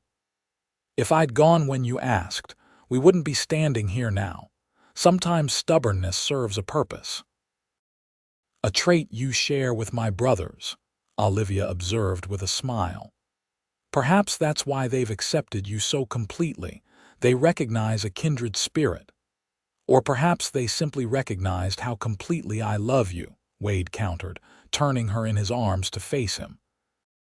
"How I would do anything, risk everything to build a life with you." Olivia's eyes, luminous in the gathering dusk, held his with a depth of emotion that still took his breath away. "And we will build that life, Wade Elliott, day by day together." She glanced back toward the celebration, where her brothers were entertaining the guests with tales of ranch life that grew more outlandish with each telling, with a little help from family. As they rejoined the wedding festivities, Wade reflected on the journey that had brought him to this moment, from a drifting cowboy with no permanent ties to a man with land, purpose, and a family who valued him not despite his background, but because of the strength and perspective it had given him. The road ahead would not always be smooth, but with Olivia beside him and the Anderson brothers at his back, he faced the future with confidence and hope. In the years that followed, that confidence proved well-founded. The Diamond prospered under the combined leadership of the Anderson-Elliott partnership, expanding its operations while maintaining the ethical stewardship of land and water that had defined the ranch since its founding. Wade and Olivia welcomed two children of their own, a son who combined his father's adventurous spirit with his mother's steadfast heart, and a daughter whose determination and intelligence suggested she might one day run the ranch with the same skill her uncles had demonstrated. Belmont itself evolved, growing from a frontier outpost to a thriving community where tradition and progress coexisted in harmony. The water-sharing agreement pioneered by the Andersons became a model for other communities throughout the territory, demonstrating that development need not come at the expense of established ranching operations. And on quiet evenings, when the work was done and the children asleep, Wade and Olivia would sit on the porch of their home built on a rise overlooking the main ranch house and watch the sun set over the land they both loved.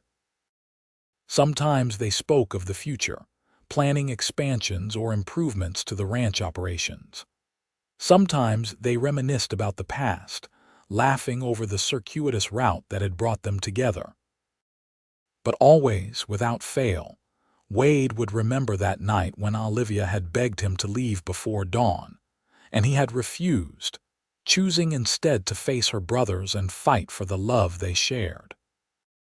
It had been the pivotal moment of his life, the moment when a drifting cowboy had found his true north, his purpose, his home.